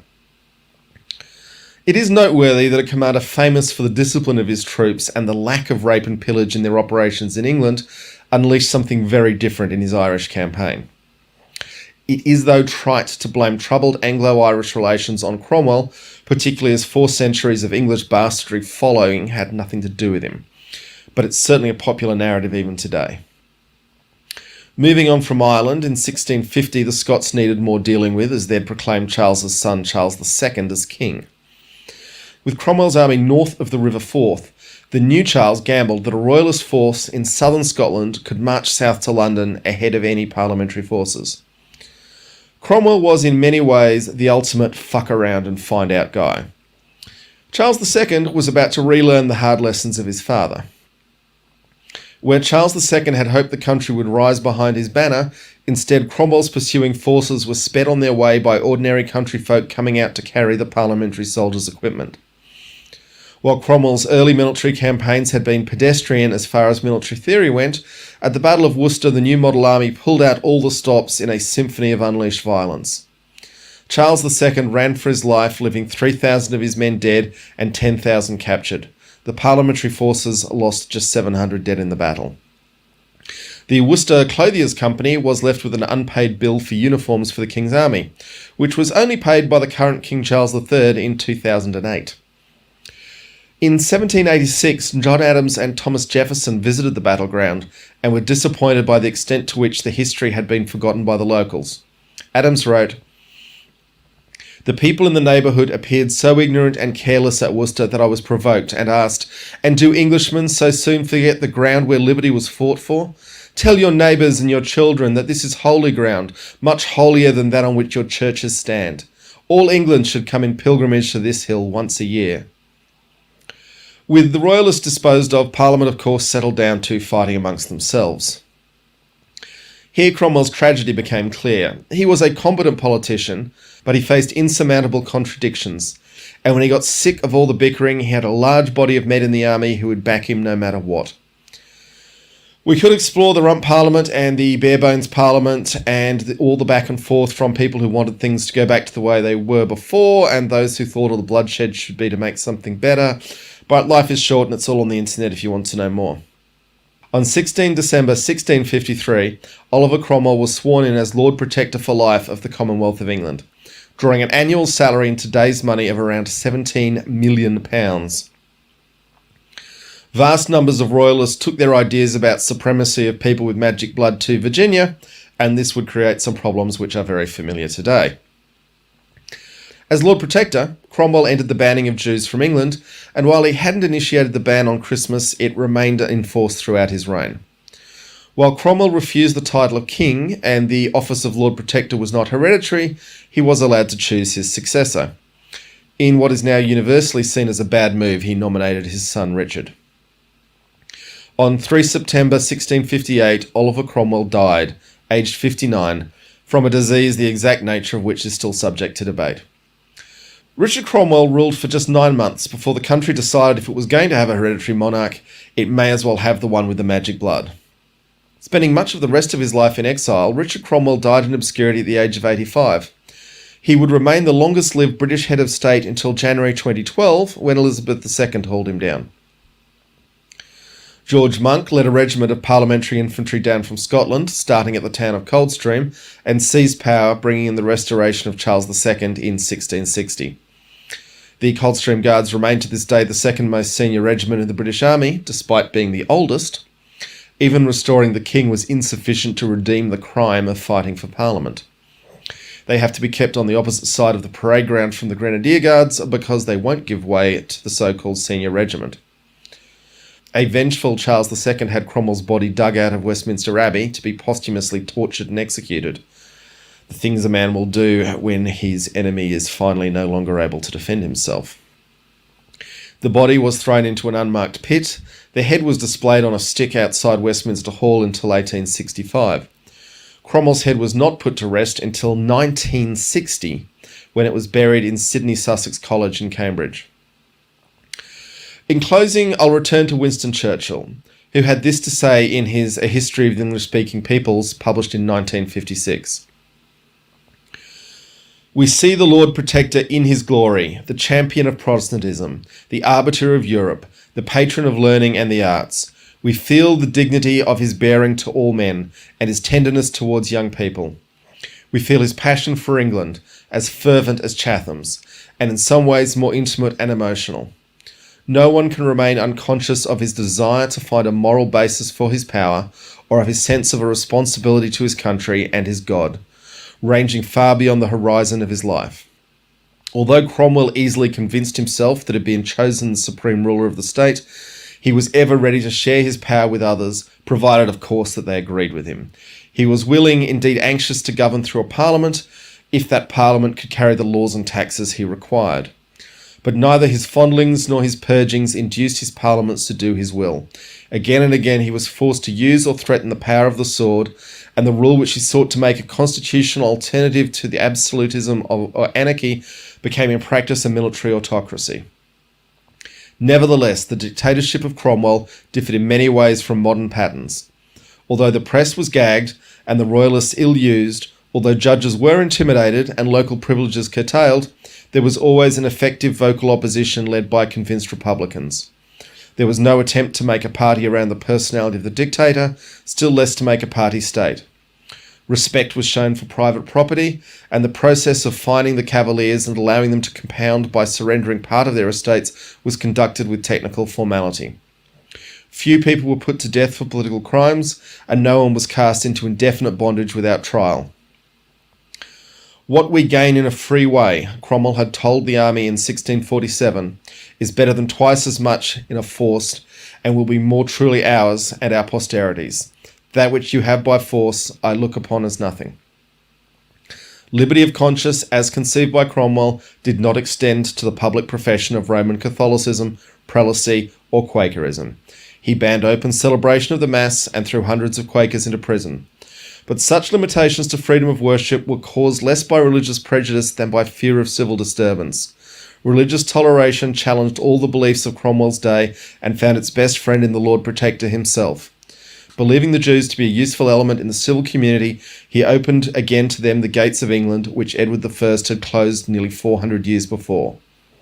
There was in practice comparatively little persecution on purely religious grounds, and even Roman Catholics were not seriously molested.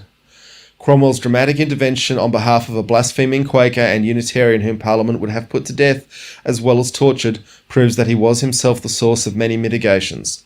A man who in that bitter rage could write, "We look for no compulsion but that of light and reason." And who could dream of a union and a right understanding embracing Jews and Gentiles cannot be wholly barred from his place in the forward march of liberal ideas. He really deserved a better tank.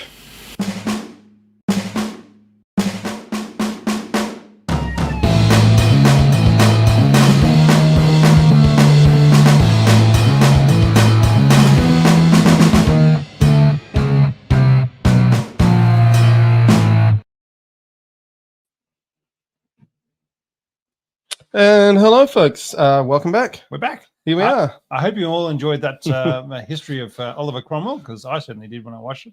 And John sent it through the other week. I really enjoyed it. So because I knew bits, but I didn't know all, especially the and the politics that's going on. It's just worth noting, the divine right of kings seemed absolutely inescapable until Oliver Cromwell came along and said, you know what? He's committing crimes. He's going on trial, just like everyone else. And okay, it wasn't only Oliver Cromwell, but he was very much the one who made it happen because he could organize armies as well as, politics. And yes, he was a nasty genocidal warlord, but he got stuff done. Yeah, I was about to say, when all your hammers were, when all the nails you're hitting with your hammer were corrupt nobles who cared nothing for their populace, then maybe some of them needed to be smashed with a hammer. Yeah. Anyway, Fred Bank loves games. Greetings from Otago, New Zealand. Thanks for joining us, Fred. Love your work.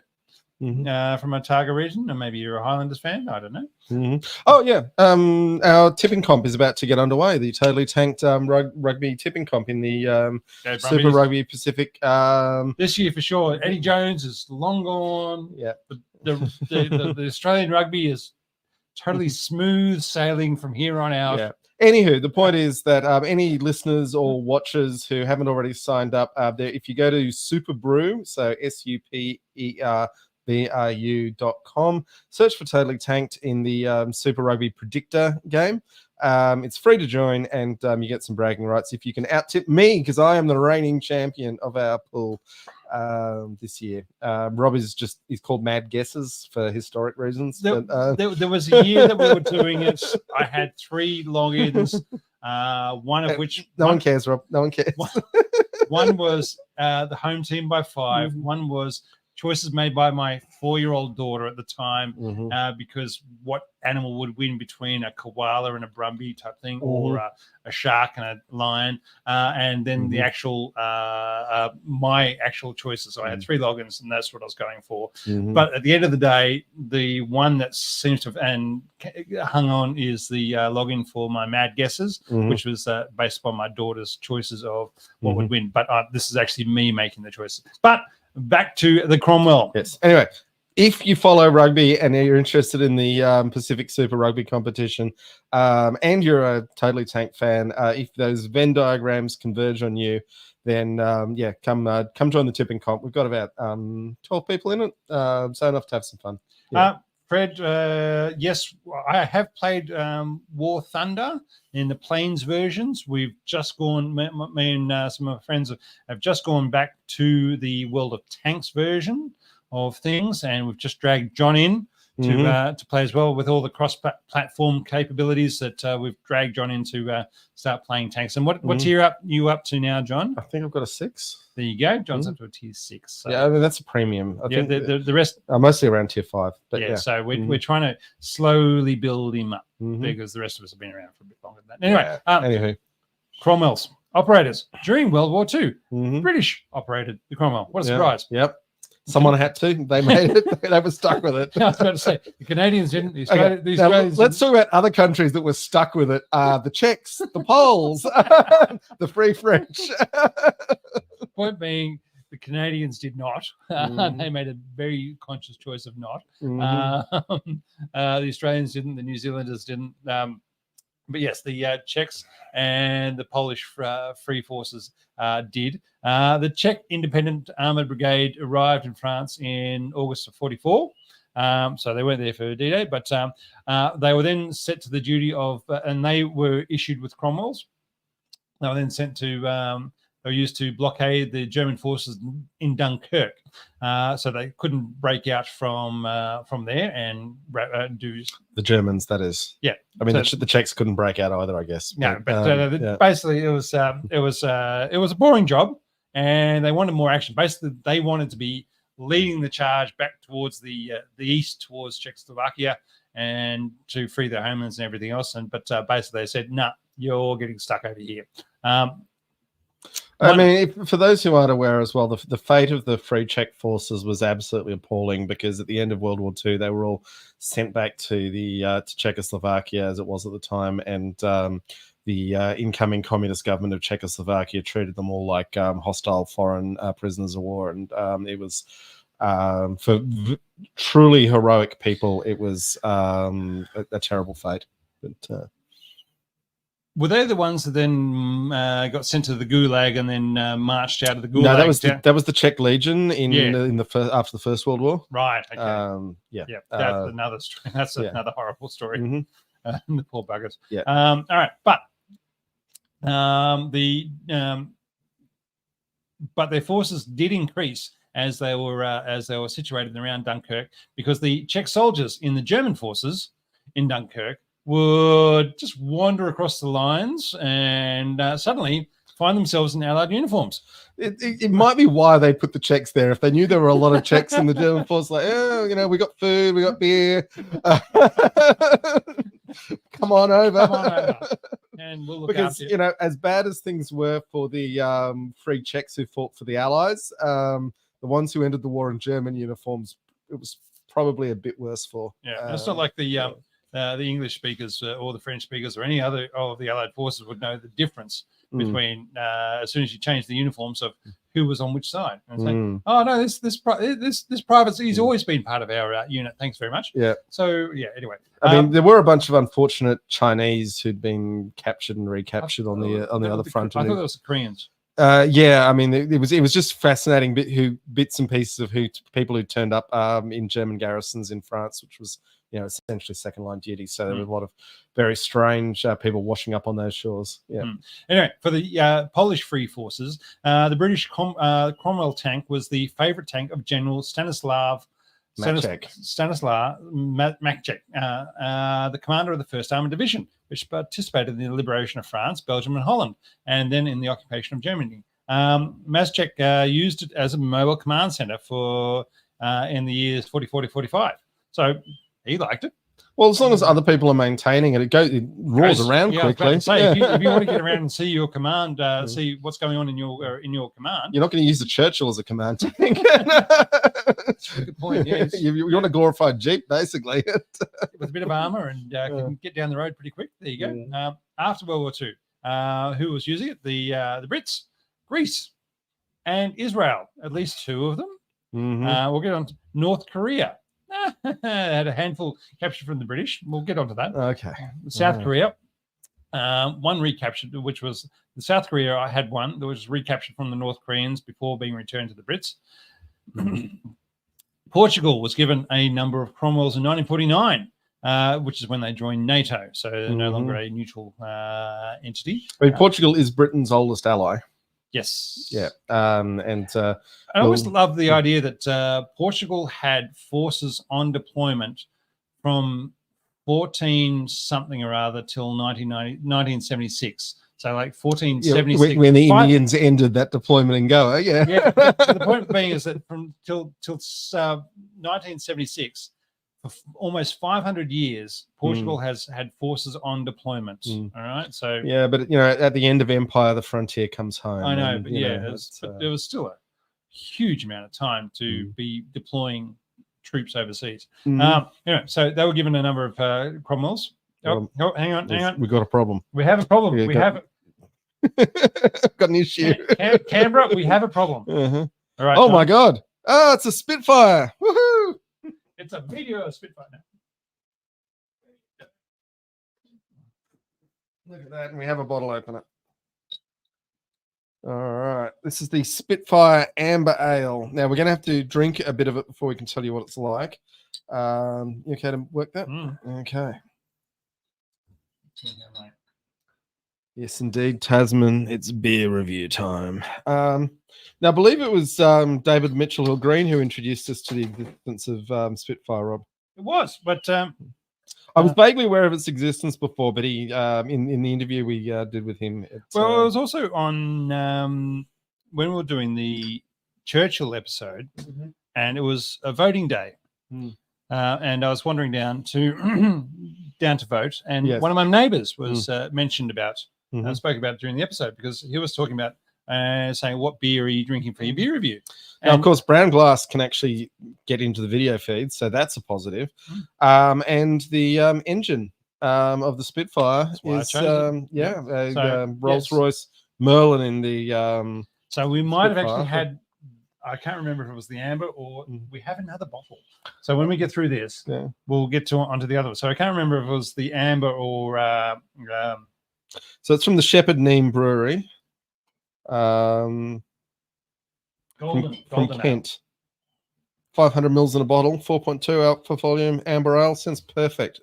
So perfect beer for tank podcasting. So my neighbour Rob was telling us about the Spitfire beer when we were doing the Churchill episode, as we were voting, wondering what were we voting for then? That'd be the referendum. Oh, that's right. Where Australia chose to be as racist as possible. Yeah, well, could be worse. Yeah. Let's keep rolling. What else are you going to say? All right. Portugal was given a number of Cromwells. They have Cromwells as these days. They have a couple of Cromwells as gate guards at their Lancers barracks in Lisbon. And in 2013, they gifted one of their Cromwells back to Poland for Poland's Museum of Armoured Weapons of the Land Forces Training Centre in Poznan. Yeah. I mean, that's kind of cool because Poland, now that it's free and is becoming, sort of the tank operator of Western Europe, ordering huge numbers of Abrams and K2s along with their older stocks. That is a multi-boy. That is a multi-boy. Yeah. Okay, keep going. We got the... Right. Austria and Jordan also had a number. Charioteers. Poor old Jordan just gets stuck with all sorts of crap the British make. Well, anyway, other conflicts. Okay, here we go. All right, so the Greek Civil War. So for those who don't know, after the Second World War, Greek was in that limbo area of does it come under Western influence or does it come under the Soviet influence? And there was a lot of pushes. So basically, Churchill. It's important to remember that from basically, I could have the date wrong, around 1870, all the way into the 1960s, Greece was in a state of flux. And when I say Greece, we're talking big Greece. We're talking bits of Turkey that had 3,000 years of Greek settlement. We're talking the Greece that goes up all around the Black Sea. And they were finally breaking free of the Ottoman Empire's control. From a Greek perspective, World War II was a minor thing in amongst the bigger Greek things going on. And in that context, the British start getting involved, particularly when a certain Prince Philip marries a Princess Elizabeth and kind of, really... Phil the Greek. Yeah. Yes. He was a Greek prince. Yeah. Having never been there except for the day he was born. Yeah. But in, the Greek royal family was definitely trying to keep its hand in. They lost in a big way, but it's interesting history that mostly isn't tank related, except the poor buggers were given 52 centaurs in 1946. They're like, if we'd gone with the Russians, we would have at least had T-34.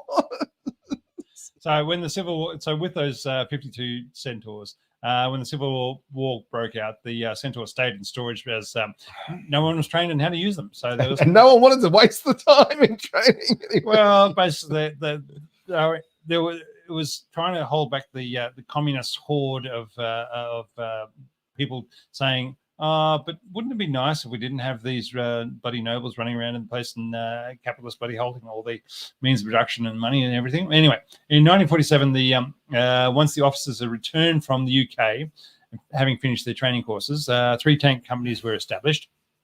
They saw limited service in the war because many battles were fought on mainly mountainous terrain, because that's where partisans like to fight, because that limits the logistical support of your mainline forces, but proved useful in supporting infantry units in defense of inhabited areas.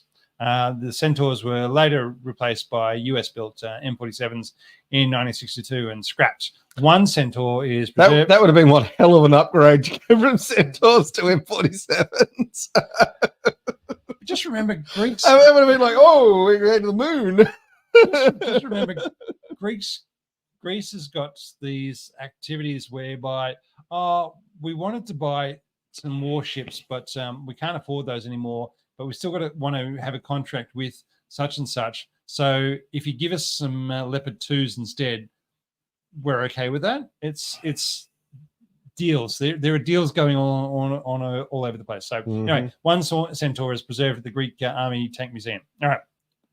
Korea. This is where it gets fun. All right. 14 Cromwells were taken to Korea, 8 as artillery observation tanks without the main gun. So just remember that. So 6 of them had the main gun, 8 of them did not. In December 1950, which is when the communists were on the advance and running over Seoul and chasing everyone down to Busan perimeter. Yep. So the Cromwell gun tanks were overrun by the communists. Hang on, they did attempt a nighttime breakout in which the entire unit was lost. Yes. All of them. Yep. With no recorded loss of the enemy. Sorry, go on. No, that's right. And they're all lost. All the tanks were lost, with the North Koreans capturing some that weren't destroyed. And then a North Korean operated Cromwell. So they captured at least one of them, got it running. They captured a couple that were running, but at least one of them was the only tank killed by a Centurion. The Australian Centurions that was headed to Australia and got diverted to Korea. So they were being fought as British Centurions. They were British operated, but they were on their way to Australia to be delivered for underpayment when the British Commonwealth forces said, you know what, you're going to Korea. Which is not the last time something we've purchased from the British has been diverted. A whole aircraft carrier in 1982. A whole aircraft carrier, Rob. And so it was the only, basically the Centurion is fired upon the Cromwell hiding under a bridge and it was the only tank killed by a centurion in the Korean War. I do love in February 51. The dismissive ease, though, with which a centurion obliterated a Cromwell. It was probably only running a 17-pounder at that stage. It might have been the centurion would have been on a 17-pounder, yeah. Yeah, it might have been a 20-pounder, but I can't remember. But all right. Whilst another Cromwell was recaptured by the South Korean Marines near Incheon when the Incheon landings happened with the US Marines, the Korean Marines then repaired it with the help of the US Marines, and they were running around with it, having a great old time, but they said, oh, maybe we'll hand this back to the British. I just love the idea. The US Marines would have looked at this thing like, what is this thing? Who are these people? And why do they still have an empire? Yep. All right, Israel. Now, for those who didn't know, Cromwell's happened in Israel as well. So on the eve of the British Mandate Palestine's ending in May 1948. So this is when Britain, being the empire power that it was, holding Palestine, saying, you know what, we're going to pull out of here on this day. An English soldier whose name was Mike Flanagan, who had been part of the liberation of the Bergen-Belsen concentration camp, and one of his mates, Tank Commander Harry MacDonald. They had then stolen 2 Cromwell tanks from a depot near Haifa, and they've given those to the local Jewish partisans, known as the Haganah in Tel Aviv. These 2 Cromwells then formed the backbone of what became the Israeli Defense Force Armored Corps, as no one else would sell the the Jewish settlers within the British Protectorate of Palestine any tanks. Although at this point, Israel's independence was fast coming. Yeah, I know. Yeah. But the point being is it was one day it was a British Protectorate. Yeah. The next day it was going to be a free-for-all, which is what basically, and it was all a scramble for who could get what. So the Haganah had established a number of armored cars and armored trucks, but had no tanks. And so these 2 Cromwells formed the backbone of that. So they did manage to get their hands on some Shermans as the conflict that started that same night when Syrian, Transjordan, and Egyptian forces moved into the no longer British Protectorate. So basically, as soon as the clock struck 12, things started to happen. The Union Jack was lowered. They played taps, not taps. Last post. Last post, yeah. And then said, everyone have fun. Behave yourselves, kids. Yeah, it's a pretty nasty moments for everybody there involved. But as I said, there were 2 Cromwells, and they basically allowed what became the Israeli Defense Force to establish themselves as a nation. And those 2 Cromwells were a significant part of it. And the best tank is always the tank you've got. Yeah. When old mate, hang on. When old mate, hang on, where is he? All right, when old mate Mike Flanagan passed away in 2013, the Israeli Defense Force Armored Corps had a special ceremony for him to remember his role in the formation of the nation. Okay. So it was quite a significant thing for them that he has done this for them. All right. Now the poll. The question was, Cromwell was a great tank for 1942 or a crime against the British public? We are still sitting 45% say it was a great tank for 1942, which, remembering that it ended service in 1944, is faint praise at best. Yes, but still strong voting coming in for a crime against the British public, which one way or another, exactly what Nuffield was up to is not known to us. It should be, I didn't say before, he donated and more money than I think has ever been donated because he had no children. So on his death, a whole college of Oxford University is named after him, Nuffield College. And he advanced medical research enormously with huge donations to that. Now, that could be the credential burnishing of a guilty man, but it should be noted. Also, communists have been very strong in the Oxford region ever since he set up his factories in Oxford, just because workers hated his guts so much that communism was the only way they could see forward. Cool. Okay. Beer review. Let's talk about the Spitfire, Rob. Wow, it's hoppy.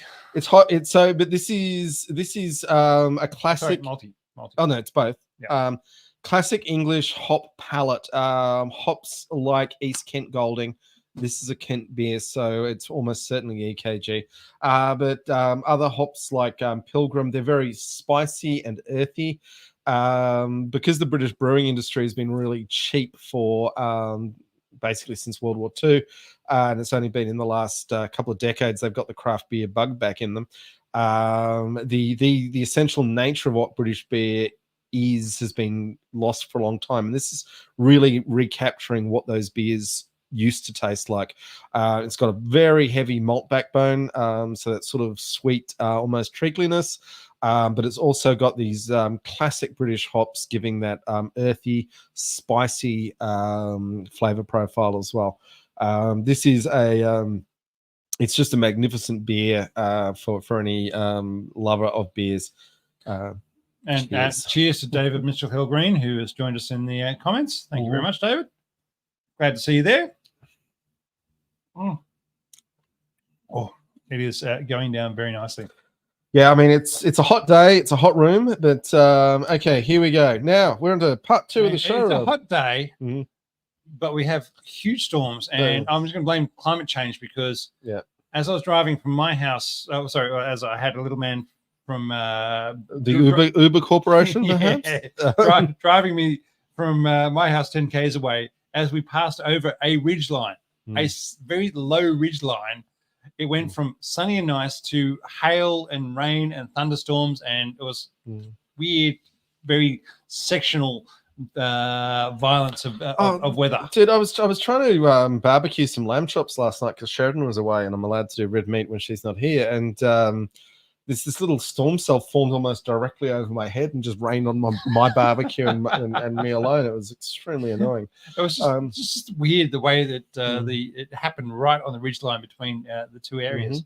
Yeah. Anyway, do we have more to say about the Cromwell before we move on to the second part of the show? I think we move on. Okay. Do we change slides? Yeah, I've got slides to change, but I'm just waiting for the moment. I just want to sum up. Oh, in that comment shows what the British obviously looked at they wanted the comment. The disaster of what they got with Cromwell, and they said fix this and that, and it was ready 8 months later. And having been designing it from 1942, or really from 1940 was when the initial specification happened. And Robotham knew what tank they should be building, and he finally got it in Centurion.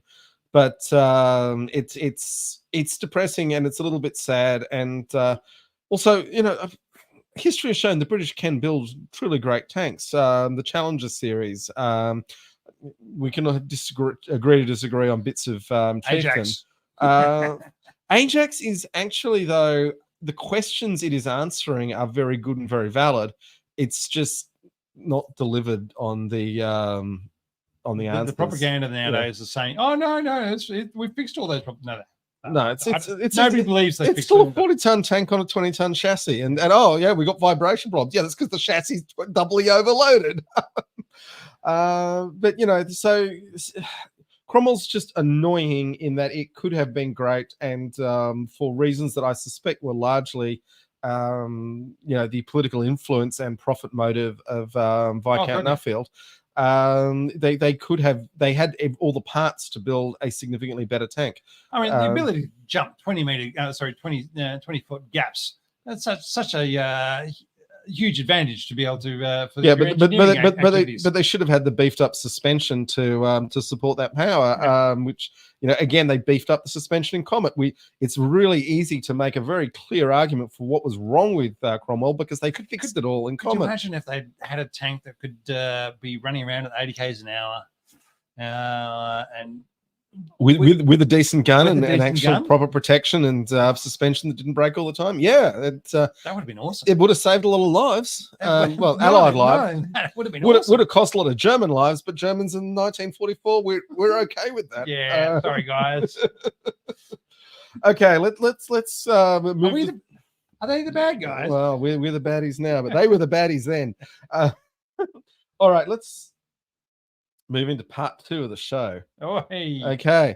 So we've got a bunch of slides going on, but it's still worth talking about the I am no tank Bradleys versus T90 moment. So when we're preparing this slightly before February 4th, the tank battle between the battle between the Bradleys and the T90 was right on, had happened a few days beforehand. So it was all the talk, but now 2 weeks later, I think things have changed. I think it's still worth talking about because we can actually know a little bit about what happened.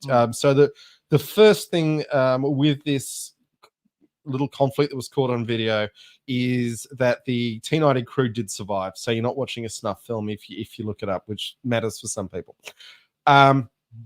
And I respect those people. The other thing is everyone, when it initially came out, was like, yeah, look at that 25 mil chain gun going back on the tank. Look at the explosions, daka.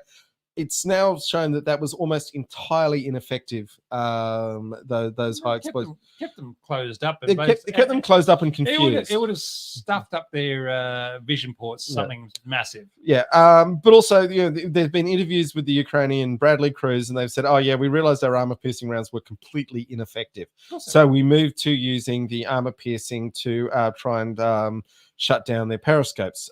Fine, sensible. Basically force them onto electronic surveillance, in which case, if the Russian tanks don't have as good as the Americans. Yeah, but also then, it was a great big FPV drone came in and delivered the big hit that got the Russians to... they're not sure if, from what I read at the time, was they weren't sure if it was a FPV or a Stugner P or something else. But basically, there was something that came along, smacked into the side of the T90 and said, "You're out of control," and that's when it drove off and ran into a tree. Yeah, but let's talk about FPV drones for a second, though, because they are going to factor into tank design for a long time in the future. Basically, you buy a couple of carbon fiber spars, and that's 50 cents each, and you literally tie them together with gaffer tape. And then you gaffer tape a control unit onto it, and that costs about $20. And then you put some engines, little rotor engines, on each of the ends of the spars, and they cost $20 each. This is pretty cheap. And then you literally gaffer tape some C4 explosive onto the bottom of this X you've made with your spars. No, you use some sort of mortar round because it's explosive and it's already armed, so you don't have to worry about the C4. A lot of what they're doing is just gaffer taping plastic explosive. Though, if they've got a shape charge, if they've got a shape charge round, that's great. But everything I've seen is it's a mortar round. Okay, well that's fine. But the point is that they're literally just gaffer taping all these bits together because they don't need to come back. No. And it's all pretty easy. And I've got friends who do FPV drone racing, and they build their own drones. So I've got a fair idea of what's involved. And then the flight control software, it's open source. They just load that into the control unit they bought. It's for $200, you've got yourself a tank killer, as long as no one's jamming your command circuit. But but just to bring it back to Canberra related, where we are, of course, we have the cardboard and rubber band drones being shipped out of Australia to Ukraine so that they can go long range bombing of Russian targets. So these are flat pack drones that are built out of cardboard and rubber bands. Literally rubber bands to hold the cardboard. Well, rubber bands to hold the wing on the length of the fuselage. To hold it all together after you fold it out of your flat pack, and then you insert 20 kilos of whatever you feel like into it. So it's one of those things you're going, Australia's not going to evolve, but we are giving a lot of flat packs to Ukraine. But the kind of my bigger point is just that the initial thing of, oh my God, look, Bradley's 25mm cannons can beat a tank. Two Bradleys got really lucky. The tank crew performed badly. The tank crew still ran away with their lives. And the great big piece of high explosive delivered by the FPV drone was the actual coup de grace. The whole point of Bradley's is they should be using their own Stinger buddy missiles. Well, the toes were one of them didn't have them, and I was about to say fitted forward, not with. No, but I think they were within the minimum engagement range. Oh, really? Wow. And also toes, you have to be stationary to fire. because of the wire guidance, and the Bradleys did not want to stop. No. So it's an interesting one. It does not mean death of the tank, rise of the Bradley, the way some have gotten enthusiastic. But that's so that was worth talking about. And now we come to the main ground combat system. Rob, it's alive. Look, I read that 3 weeks ago, John. You'll have to remind me what we're talking about. So this is the French-German. The collaboration. Yeah, and Rheinmetall are already out there saying, forget that. We're going to build you a better tank. This is the what do they go up to? 130 or 140 mil? Because Rheinmetall's promising a 130 mil in there. So this is a new tank built between with a collaboration between Germany and France. The countries and the governments rather than private companies. So and basically everybody says, okay, we'll go with a French hull and a German turret and gun because that just seems worthwhile. But of course, both companies want to maximize their profits, and so therefore they say, no, ours should be the main ones of each system. Yeah. So the bigger issue is that the MGCS, the main ground combat system that France and Germany are still officially collaborating on, we've joked in the past that this system is the fourth time is cactus, but the fourth time they've tried it, and the fourth time they're going to fail. Yeah. But anyway, so they had a big update with what they want to do now. That the MGCS is a collaboration between Kraus, Weffe, Wegmann. Anyway, the German company that isn't Rheinmetall and Nexter, which is French, but they still want to use the Rheinmetall gun, and Rheinmetall saying we can build a whole tank with what they're calling the Panther II. So that's kind of where it's at. But the things they're going for with this weapon system is a whole family of vehicles. Everyone wants to build families of vehicles. Why build a tank when you can build a family? But why sell one when you can sell four? They're going for a 140 millimeter gun because the Rheinmetall is bigger. I've turned it up to 11. Yeah, the Rheinmetall offering is a 130 millimeter gun, and these guys are saying 130. Hold my beer. So 140, but also a family of remotely piloted, essentially drone tanks to surround it. Now, their design drawings that they've put out with this have the drone tank not having a main gun. And for mine, that's a really bad idea because the tank with the main gun just becomes the bullet magnet. Yes. Why would you attack one of the drones when you can off the command vehicle? The things I read were basically you had the main gun tank, and then you had another remote control tank that also had a gun, but it may not have been as big. I mean, it could do. It will have weapons, otherwise it's completely pointless. But it doesn't have the big 140 millimeter cannon on it. Anyway, the main thing for mine was it is interesting that the MGCS project is still trying to pretend it's alive because it definitely looked very dead a year ago. It's also 140 millimeter gun as where they're aiming for is a huge step change over. There's no chance human loaders can contribute much in that sort of system. Especially if they're going for, the Germans have human loaders, the French have autoloaders. So, and yet the French are the ones building the hulls and the Germans are the ones building the turrets. So where do you go for the net, boys and girls? So, yeah. All right. Master of the Air. Master of the Air. I haven't watched it, but I've... Oh, Rob. Anyway, it's disappointing number of tanks in the show. Really? Yeah. What about flying tanks? Well, Cromwell's jumping. Cromwell's jumping over the channel would have added a lot. But the point is, Master of the Air is out on Apple TV, and if you just want a refreshing piece of entertainment where the good guys are good, clean-cut young men who occasionally sleep with Polish prostitutes, and the bad guys are Nazis, it's an amazing piece of storytelling that you will enjoy, and you can watch it with your girlfriend. Trust me, the storytelling is good enough that we'll take her through it, and you can pause it every now and then and explain the difference between daylight and aerial bombing, and she'll be very impressed. Oh, what crazy country would want to do daylight bombing? What crazy country would want to do daylight bombing, John? I mean, if you watch Masters of the Air, Rob, they'll explain. It'll all become clear. For those who don't know, it was the US did daylight bombing, and the Commonwealth did not, because they said, that's insane. Yeah.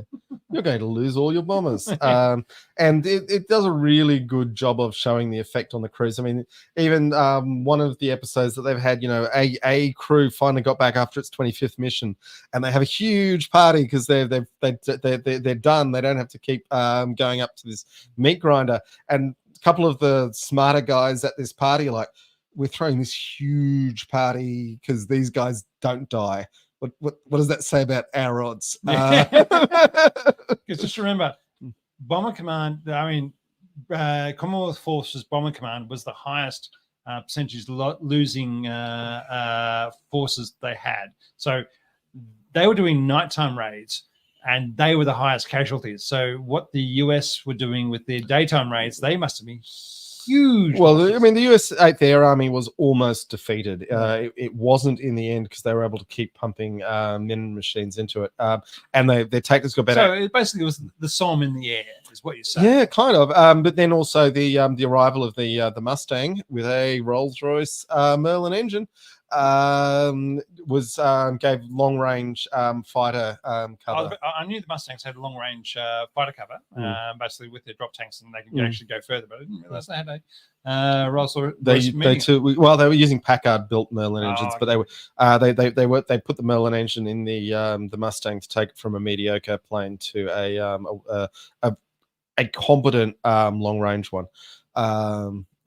So anyway, Master of the Air is out, and if you like a tank podcast, even though there are, like I said, distressingly few tanks in Masters of the Air, highly recommended. Do watch it. It will float your little boats. Sorry to folks who I gave spoilers to, though. Okay, Rob, you want to tell us about Ukraine remote control buggies?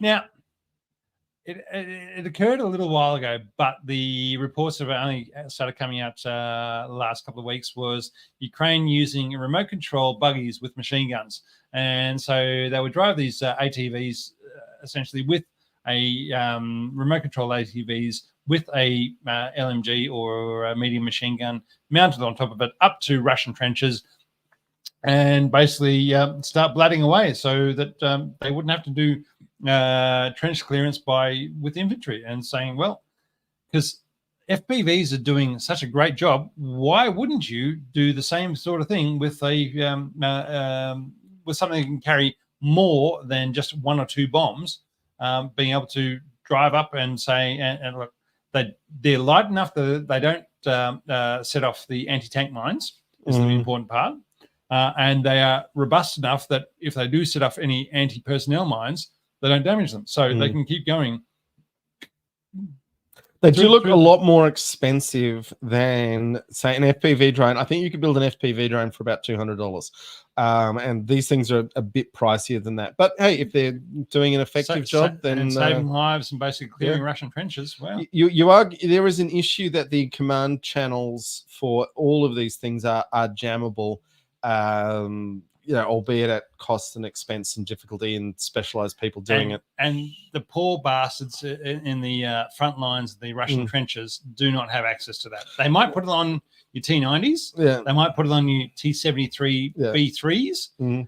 They're not putting it on. They're not putting those sort of jamming technologies at the front of the trenches where they got the conscripts who are saying, I really want to go home to Uzbekistan. Yeah, no, I hear you. That's an issue, but the jamming will get better. But at the same time, bearing down on us is full autonomy. So you set the FPV drone into the sky and you tell it to go blow up a tank, and you hope that it blows up one of theirs, not one of yours. So similarly, these vehicles, you set it fully autonomous and tell it to go light up a trench.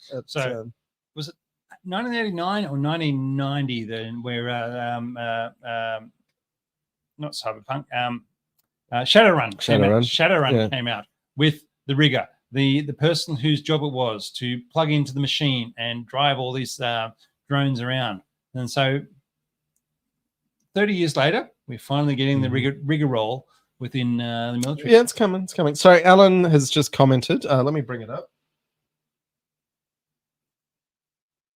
And I just want to note that I'm not dissing the Mustang. It was an amazing plane.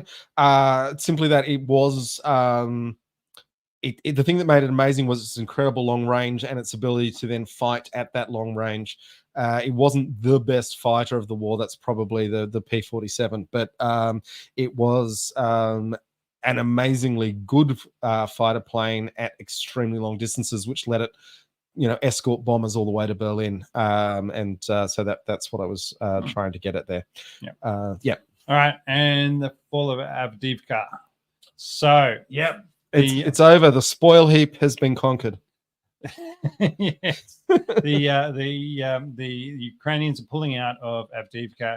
They're not fighting the last person there, which I'm very grateful for. What a waste of your best people to having pushed the 3rd Assault Brigade into the gap there. They are pulling them out and saying, you know what, we are not going to try and hold this area. Unlike Bakhmut, where they fought far too long. They held too hard. Yeah.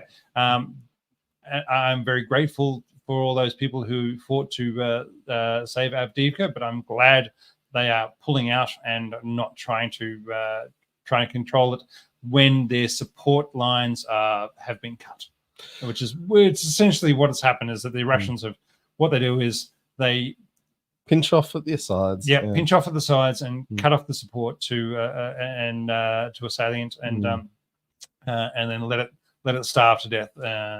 It does bring up the Ukrainian enormous problem, which is that the US is a very unreliable ally, and they have been starved of money over the last few months while the US Congress plays its games.